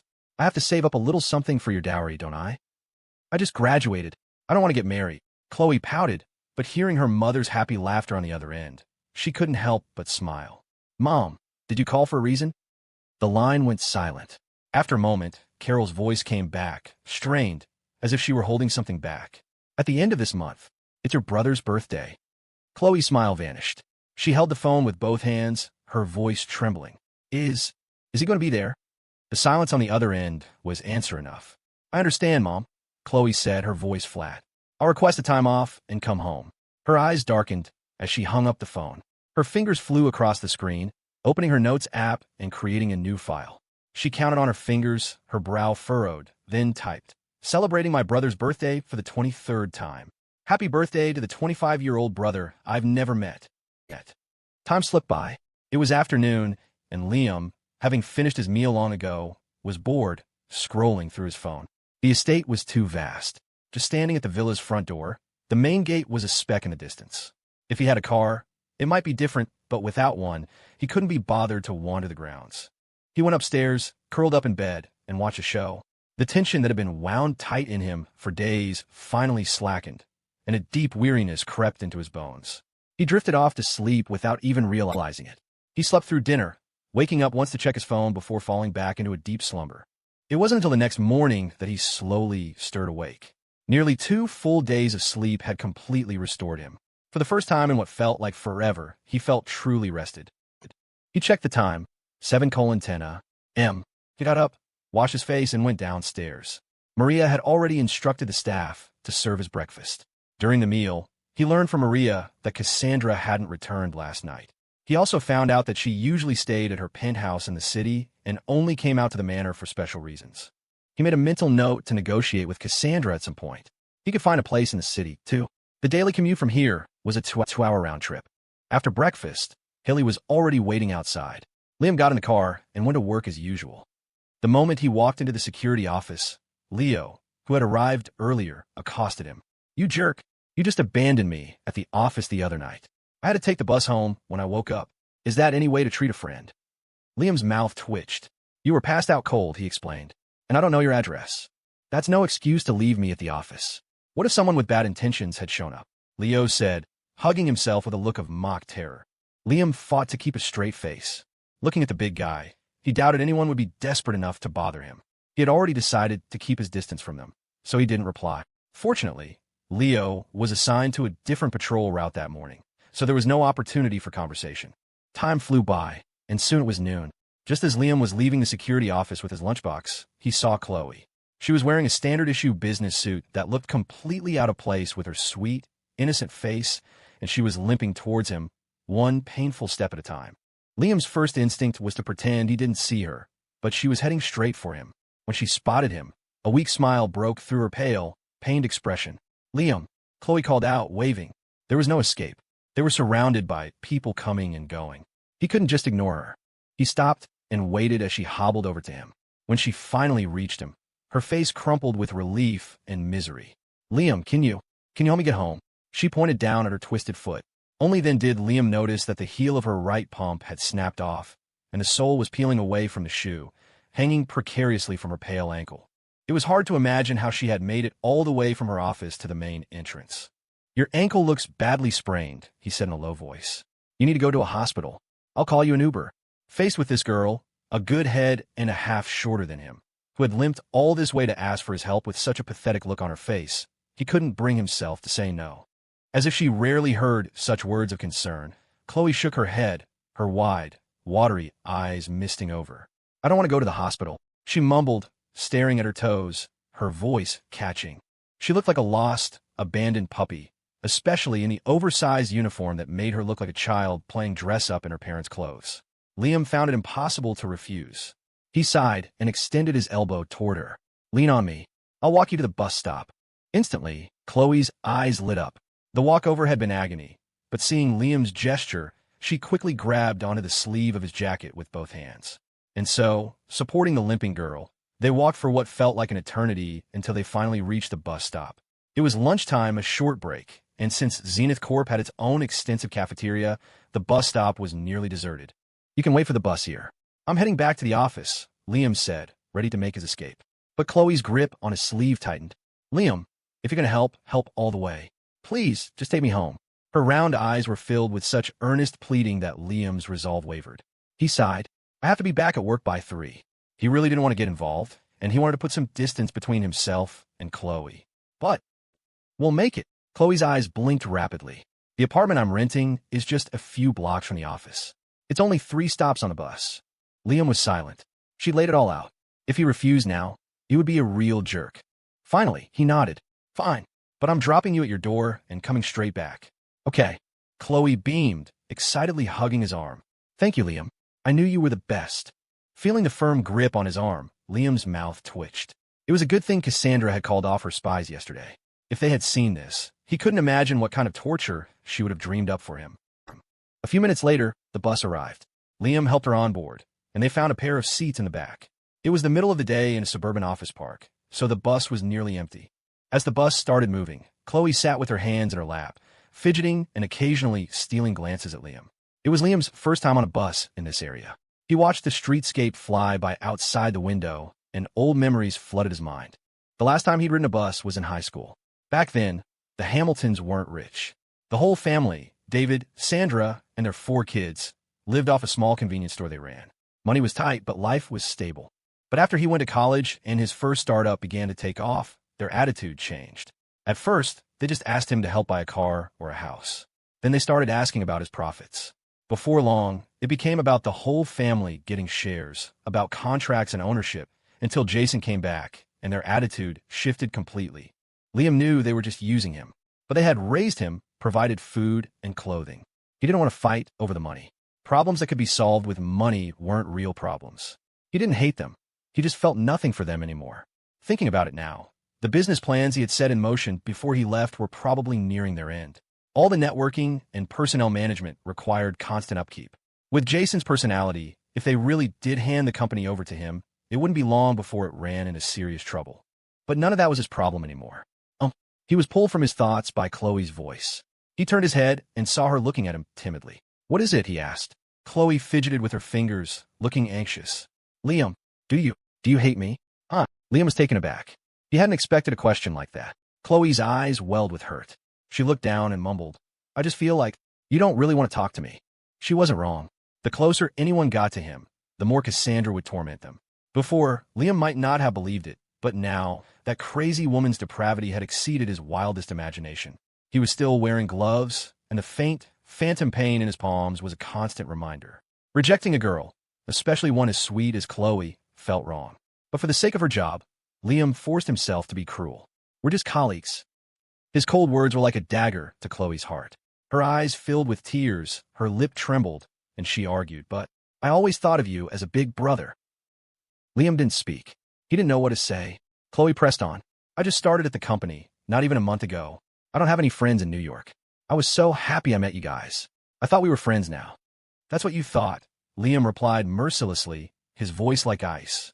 In this world, no one is your friend except the people you share blood with. As the words left his mouth, he saw the raw hurt in Chloe's eyes, and he felt an unexpected pang of guilt. He felt he'd been too harsh. So he added, the world is a complicated place. Don't trust people so easily. The first lesson in life is to learn how to protect yourself and love yourself.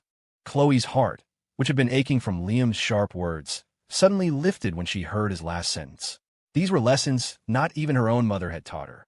Growing up, her mother had been chronically ill. They lived in a rural town just outside of Boston, getting by with help from her grandparents.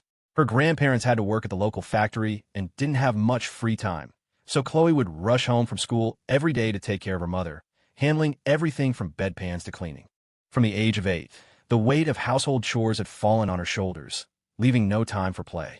Because they were poor, she often felt self-conscious about her clothes and smell, and no one at school wanted to be her friend. That life had lasted for 10 long years, but she had an unyielding spirit, a fierce desire to change her fate, so she studied relentlessly.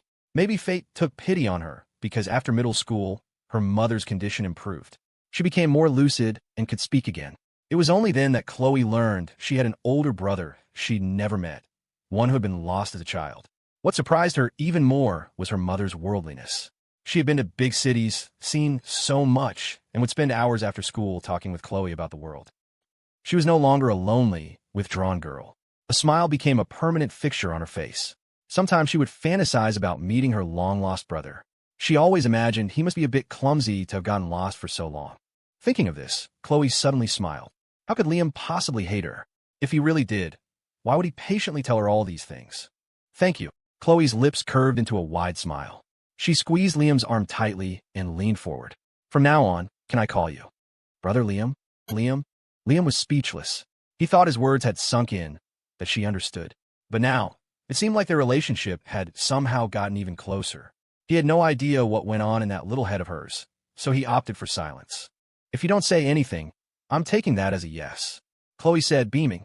Brother Liam, you should come over for a bit. I made you miss your lunch. I'll cook for you to make up for it. Liam's eye twitched. This girl was as persistent as a weed. No, the bus stop is coming up. I can drop you off and still make it back to the office in time. No. Chloe's grip on his sleeve tightened, her knuckles white. You have to let me make it up to you today. I never even thanked you for taking me to the hotel that night. Her grip was so strong, it was warping the fabric of his jacket. Liam knew he had lost this battle. When the bus stopped, he helped Chloe off. They walked down a winding path that led to a block of apartment buildings. The area around Zenith Corp was mostly suburban office parks, with several other companies headquartered nearby. The residential buildings were mainly occupied by people who worked in the area. The apartments weren't fancy, but they were more than enough for a single person. They took the elevator up to the 6th floor. At apartment 603, Chloe unlocked the door. The first thing he saw was a simple, minimalist layout. The small, 200-square-foot studio could be taken in at a single glance. But it had everything a person needed: a desk, a bed, a small fridge, and a private bathroom. Chloe expertly hung her bag on a hook by the door and, smiling, pulled Liam inside. Brother Liam, have a seat. I'll see what I have in the fridge. She seemed to have completely forgotten about her injured foot. This girl has no sense of self-preservation, Liam thought, his mouth twitching. He took her by the shoulders and gently pushed her down onto the bed. Do you want to lose that foot? The sudden proximity to Liam's handsome, magnified face made Chloe's heart pound. Liam sighed, taking in the simple decor. You stay here. I'm going to run downstairs to buy some medical supplies. I'll grab you something to eat while I'm at it. Before Chloe could respond, Liam took her keys and left. Staring at his retreating back, Chloe's racing heart began to slow. He was being so good to her, even going out to buy her medicine and food. How could she ever have thought he disliked her? He was just a man of few words. In a rush of excitement, Chloe glanced over at the small line of underwear hanging to dry by the window. Her cheeks flushed red. Wincing in pain, she struggled to her feet and quickly gathered them up. A short while later, Liam returned. He put the container of food on her small table and handed her the medicine. Staring at her injured ankle, he was silent for a moment. That sprain looks pretty bad. You should really go to doctor. No, Chloe protested vehemently. A trip to the hospital is so expensive, and you have to register and wait forever. I'd die of boredom before my foot even got better. I'm not going. Liam had never met someone so stubborn. All right, then let me take a look, he sighed, crouching down. Chloe felt a large hand gently cup her ankle, while another carefully examined her foot. The slightly rough texture of his gloves brushed against her skin, sending a strange tingle from her soul all the way to her heart. She couldn't help but blush. After a thorough check, Liam let out a breath.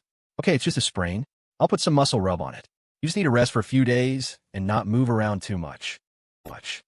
He unscrewed a tube of icy hot and squeezed them onto his fingertips. If you can't walk in high heels, you shouldn't wear them. And the ones you bought are too small anyway. I figured if they were a little tight, they'd stretch out and I could wear them longer, Chloe mumbled, her face beet red. The next second, a cool, then warming sensation spread across her ankle. She didn't know what Liam was doing, but after just a few minutes of him rubbing it in, the pain began to fade. You got a job at Zenith Corp. The pay can't be that bad, Liam said as he worked. I'm on a 3-month probation period. I only make $4,000 a month, Chloe answered quietly. Her face felt like it was on fire. $4,000 isn't bad, Liam said, confused. You're on your own here, and the company provides a meal stipend. You shouldn't be spending that much. I have to send money to my mom. You send money to your mom? Liam paused, then asked, do you have younger siblings? No. Chloe shook her head, her usually cheerful voice now subdued. I only have one brother. But my mom needs money for her medical bills, so I've been working part-time and sending her money since college. Hearing this, Liam's head shot up. He never would have guessed that someone as cheerful as Chloe came from a single-parent home. But wait, didn't she have a brother? No matter how you looked at it, the responsibility of caring for their mother shouldn't fall entirely on her. Does your brother not have a job? He thought, and then asked it aloud. At his words, Chloe's expression darkened, a shadow of grief falling over her face. She fell silent. Maybe there was more to her family situation. It was never his place to pry into other people's family matters. Liam backed off. If you don't want to talk about it, that's fine. Forget I asked. Chloe panicked, as if afraid he'd misunderstand. No, it's not that I can't talk about it. She rushed to say. After a brief pause, she continued, my brother. He went missing when he was 1 year old. I've never met him. Went missing. A jolt went through Liam. Why did that sound so familiar? He looked up sharply, meeting Chloe's downcast eyes. What's his name? How'd he go missing? Where's your family from? The sudden barrage of questions left Chloe a little stunned. Is he concerned about me? She wondered. She didn't know, but after so many years of holding this secret, sharing it with someone other than her mother felt good, especially since that person was Liam, who had been so kind to her. She didn't hold back. I don't know his name. He was gone before I was born, and my mom never talked about it. We're from Quincy, just outside of Boston. What about your father? Have you ever met him? Liam didn't know why he was asking. It wasn't the right time for such a question, but the words tumbled out anyway. Fortunately, Chloe seemed used to it. He sends money to my mom every year, she said matter-of-factly, but she never accepts it. Oh, okay. Liam nodded. He knew that sometimes, after a marriage falls apart, the only thing connecting parents is their children. It wasn't uncommon. He didn't say any more. He took an ice pack from the plastic bag and carefully wrapped it around Chloe's ankle. Watching his focused, gentle movements, Chloe mumbled under her breath, Brother Liam, I wish you were my real brother. Her voice was quiet, but they were close enough for Liam to hear. His hand faltered. A look of weary resignation crossed his face. If he had a sister this naive and trusting, he'd probably have a constant headache. He finished bandaging her foot and placed it gently on a small stool. Don't go out for the next couple of days, he instructed. You should take time off from work. You can order food delivery. His words hit Chloe like a wave. Her nose tingled, and her eyes instantly reddened. It was as if years of pent-up grievances had finally found an outlet. A film of moisture clouded her big, bright eyes. She had been so foolish to wonder if Liam disliked her. He was so clearly concerned for her. She didn't offer any more words of thanks. Instead, like a well-behaved kitten, she nodded obediently. I will. Okay, I should get going. Eat your food while it's still warm, Liam said, gesturing to the container on the table before turning to leave. He had intended to draw a clear line with Chloe, but after hearing her story, he couldn't bring himself to do it. A girl from a background like hers should have been timid and insecure, but the Chloe he knew always had a vibrant smile on her face. And her smiles always reached her eye. They weren't fake. He just couldn't bring himself to say anything truly harsh to a girl with such a resilient, tenacious spirit. On the bus back to the office, a new thought sparked in Liam's mind. Maybe he should try to find his biological parents. He had tried before. After he built up the Hamilton's company, he used his connections to make inquiries, but the trail always went cold at the orphanage. The director there had only been able to tell him that he was brought in by a couple when he was 2 years old. After that, the Hamiltons had treated him well enough, and he got busy with work, so he let the idea go. After all, what was the point of finding parents who would abandon their 2-year-old son in an orphanage? But now, without the weight of work on his shoulders, he felt a flicker of desire to know. Why had they given him away? As he was thinking, his phone buzzed with an incoming call from an unknown number. He had already blocked everyone he needed to block, so without much thought, he answered. A familiar voice came through the line. Liam, how have you been? Liam froze. That voice. It was his second adoptive sister, Penelope Hamilton. Penelope had gone abroad for college right after high school and was constantly changing her number for some reason, so he had never saved it. He couldn't believe a number had slipped through the cracks. But the call was already connected.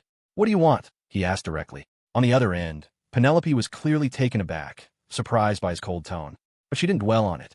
Liam, do you have any spare cash? I'm a little short on living expenses this month.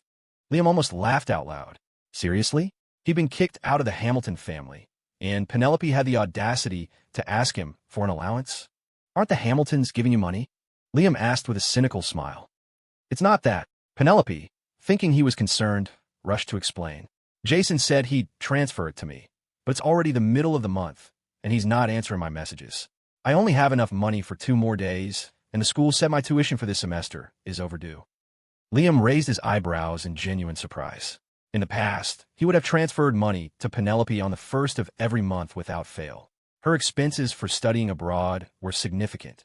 $10,000 a month for living expenses alone, and he had always taken care of her tuition without her ever having to worry. He couldn't believe the Hamiltons had cut her off completely. But what did that have to do with him? Penelope, Liam said, his voice dripping with sarcasm. It seems you've forgotten. I'm not a part of the Hamilton family anymore. Being called by her full name by Liam for the first time was jarring. Penelope's heart sank. Liam, what's wrong with you? Why are you talking to me like that? She complained. I know what happened at home.